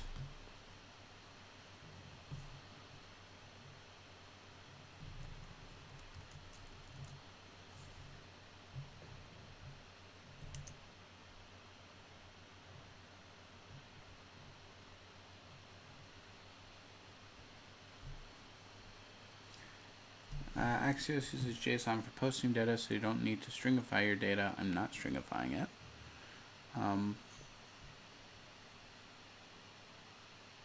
That's what I'm doing.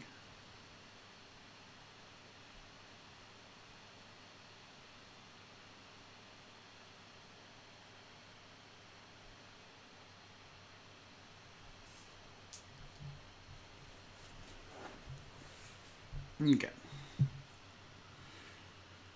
Post that contains JSON and fields JSON is JSON stringified string. It's a little weird, to be honest.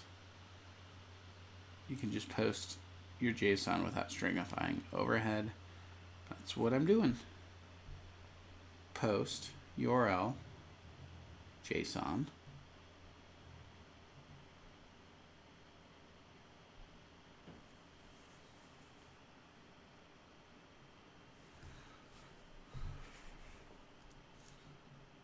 And that should work.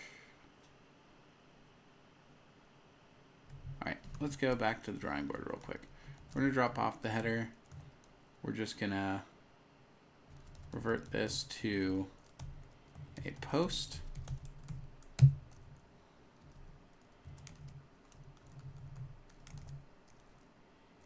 And then we just pass this as data.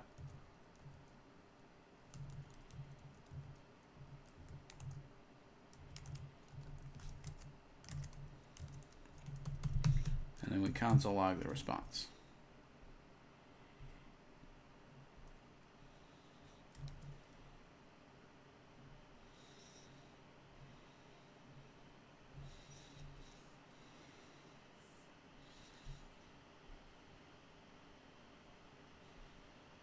It keeps going. The problem is this options thing, I think. Axios post showing as options.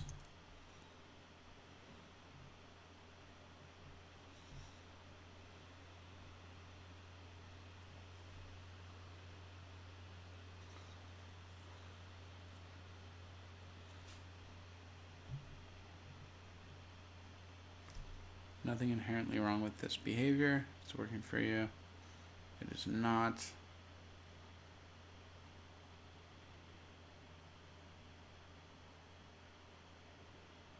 No application JSON.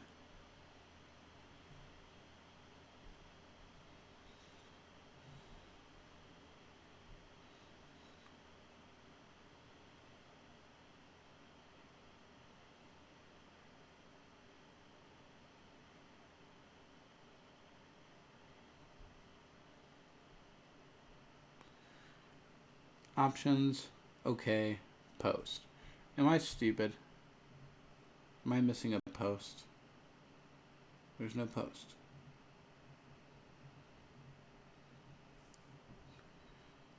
But we're getting a 200 okay.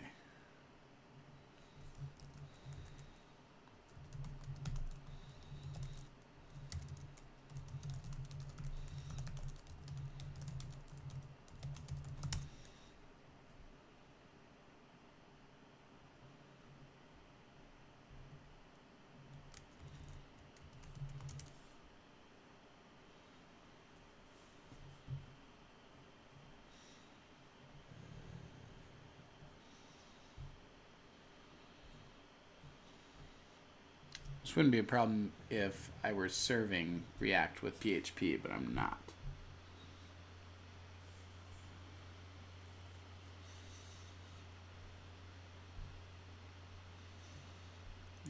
I have managed HT access with the following. Let's try that. So in PHP, in our HT access,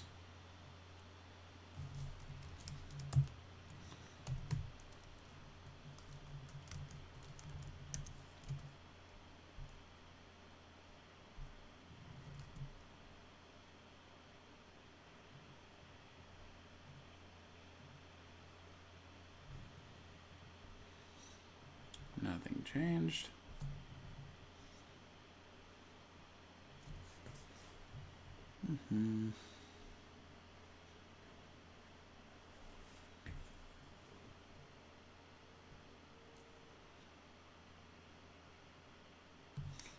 JSON stringify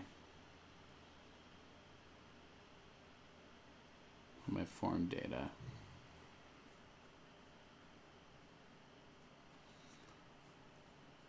Oh.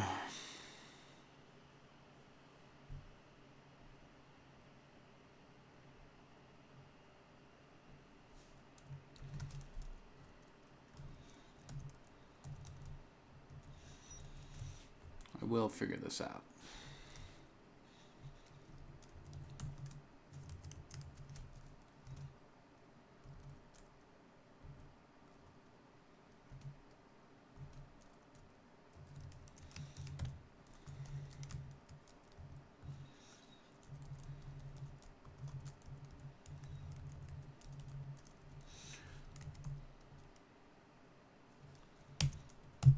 You got to keep that sleep schedule. It's pretty important.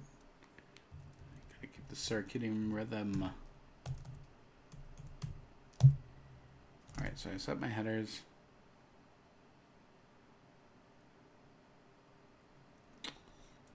And then they're saying JSON stringify outside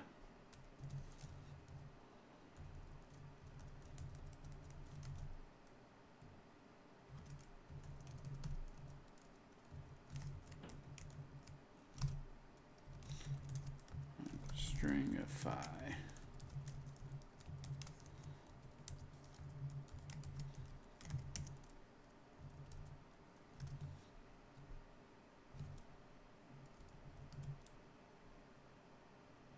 There's a post request. There we go. Okay, that took a second. So let's try that without the JSON stringify.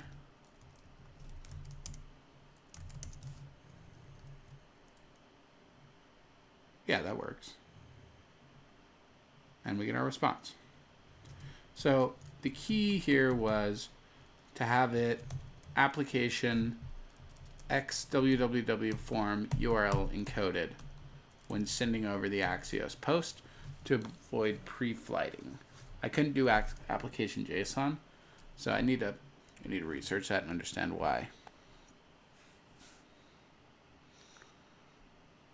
One night at 10 p.m., the next night at 12 a.m. I mean, that's not too bad, as long as it doesn't go from 12 to 2, 2 to 4. Exercise. Go out, hike, run around, make yourself tired. You'll fall right back into a schedule. Okay, so here we go. This is the core of what we did here. Yeah.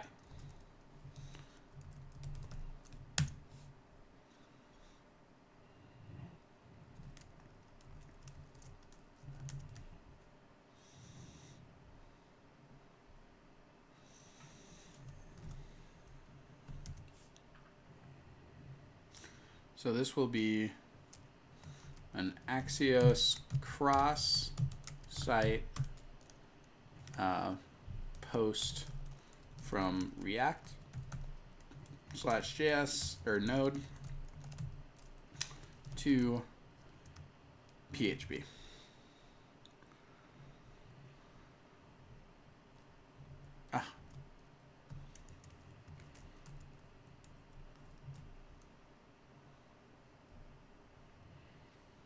Go.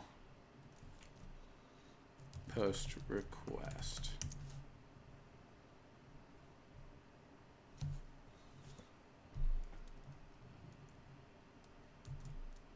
I mean, that's just not enough distance.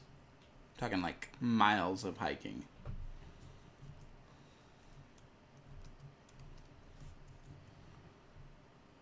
All right, I'm going to post this just.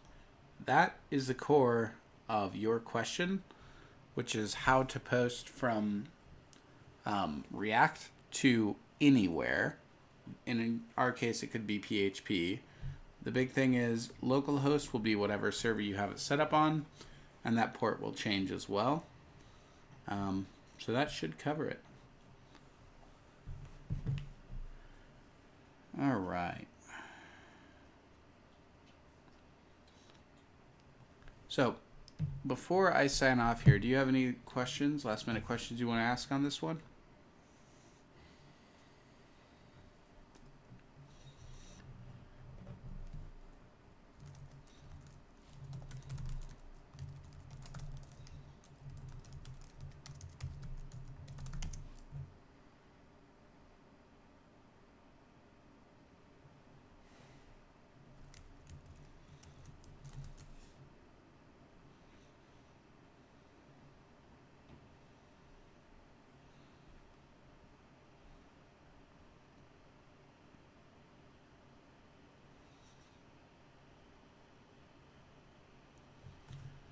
Oh man. To set the content type to application JSON, I had to set a custom content type header in the API.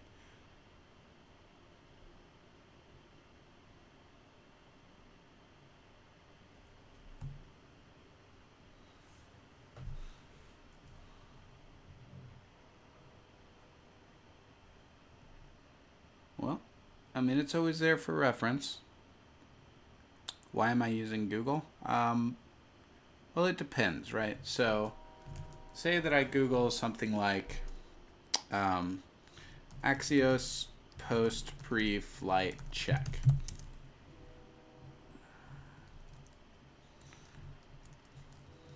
Okay. So, in one window, why is an options request sent? Can I disable it? And the other, if I just pop over to Google, I get a totally set, or well, okay, in this case it's the same. But I can often get a different set of results back. So if I don't immediately see what I want on DuckDuckGo, I jump over to Google. It's just a multiple options sort of thing.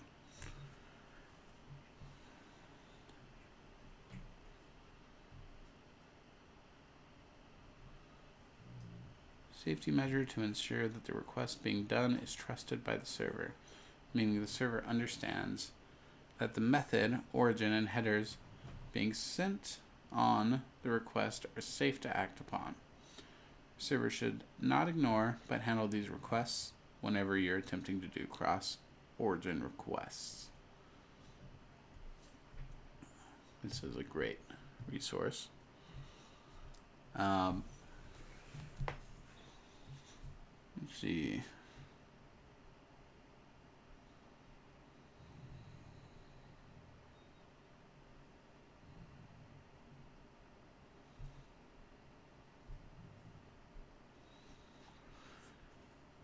Oh.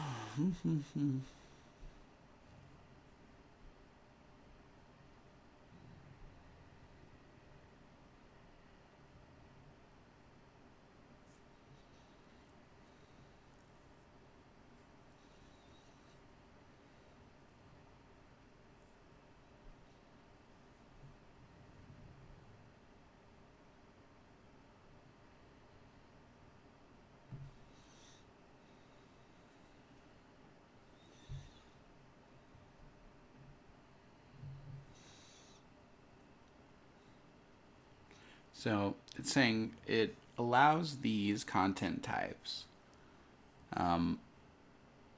It'd make CORS more restrictive than what browsers have always allowed. And it's not the intent of CORS to put new restrictions on what was already possible without CORS. So I would say PHP CORS allow application JSON.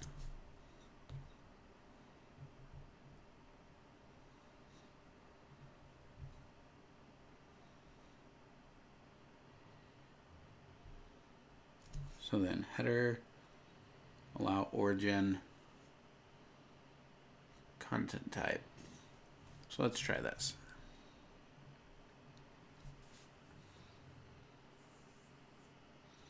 All 4 major search engines for that. Yahoo, I'm never going to trust Yahoo with my data, ever. Bing is just scraping Google, and was known to scrape Google, so Bing doesn't give me any more reasonable requests. DuckDuckGo is awesome. Google is a great backup, and I don't know about Ask.com.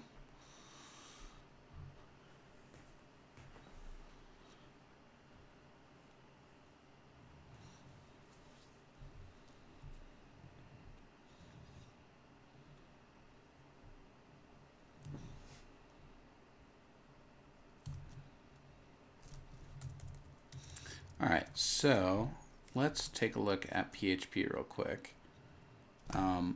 So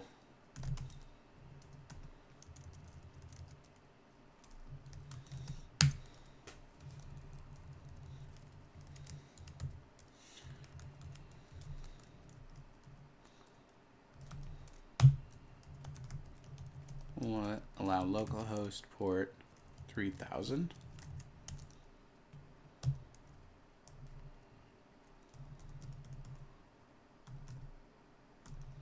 I haven't touched Metacrawler in decades.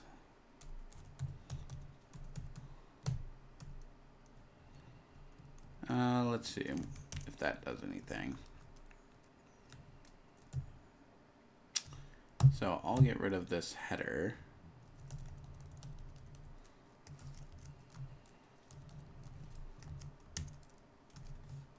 Let's see if that does anything.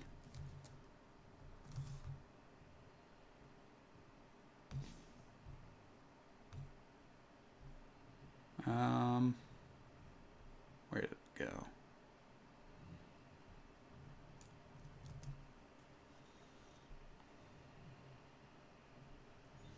So it's still sitting in options to see if it's allowed.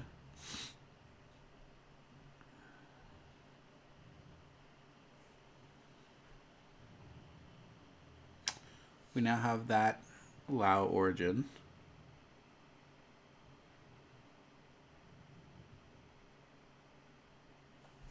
Did that really change?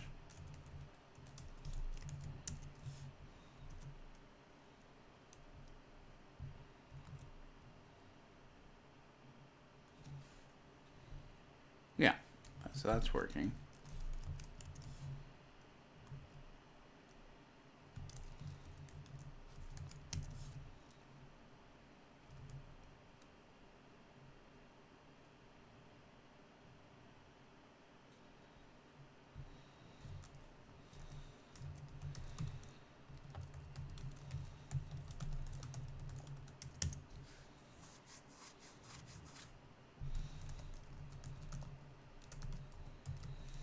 See, it's all about how it organizes the data. So like pre-flight CORS,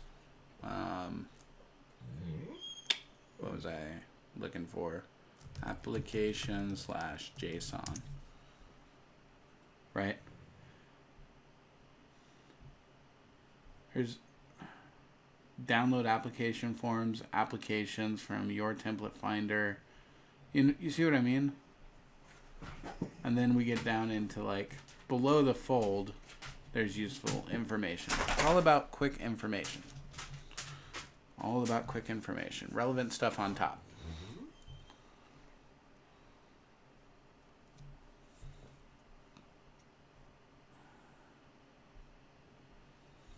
This is horrible. See, so now I'm not seeing anything I like, so I'm just going to go to Google real quick. And check out this.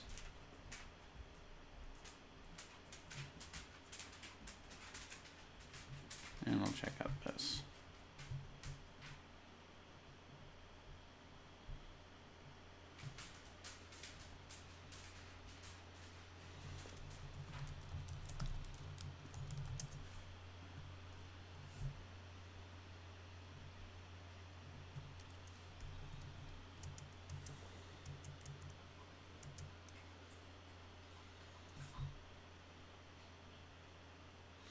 What if I do that? What if I just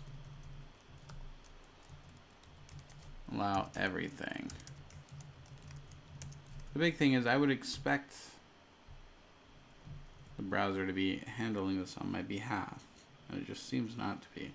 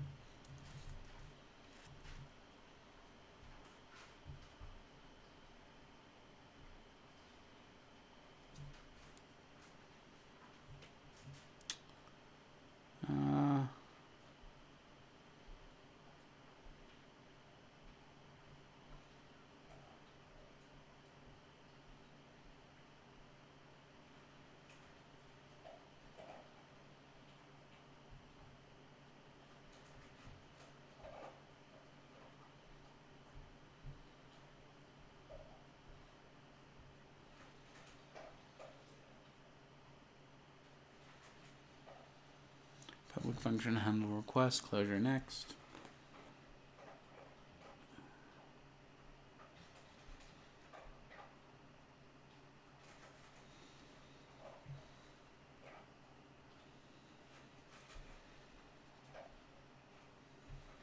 Where's he getting those class CORS?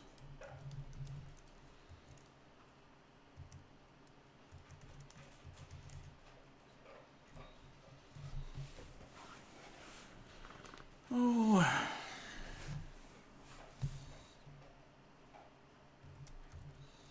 Axios.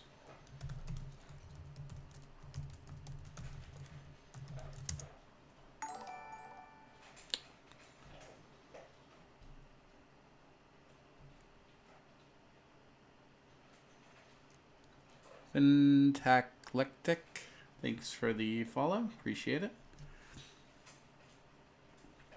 Twitch has some of the most intense usernames I've ever seen in my life.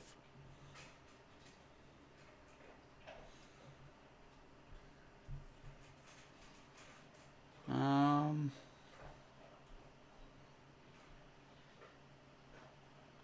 server should enable cross-origin requests, not the client. I already did.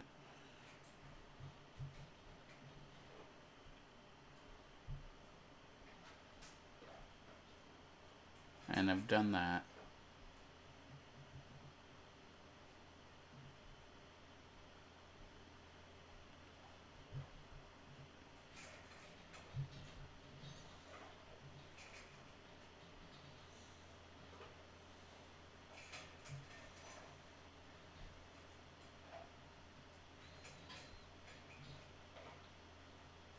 Access control, allow origin. Access control, allow origin. Content type, application JSON.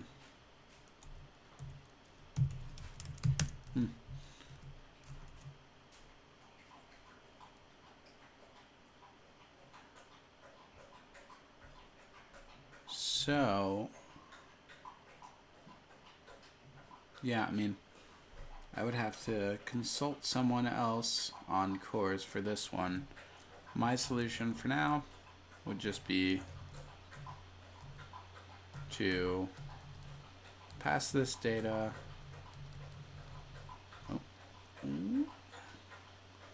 as stringified JSON.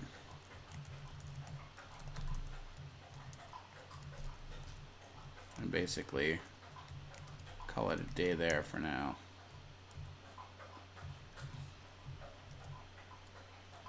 Then I get my post, and I see my data. Cool. All right, guys. So that's where I'm going to call it now. It's 11:30. I need to get some rest. Go ahead and follow, subscribe on YouTube, link in the channel, and let me know if you want to see any more content for the community coding sessions that we do here. So until next time, have a good day, night, evening, wherever you are.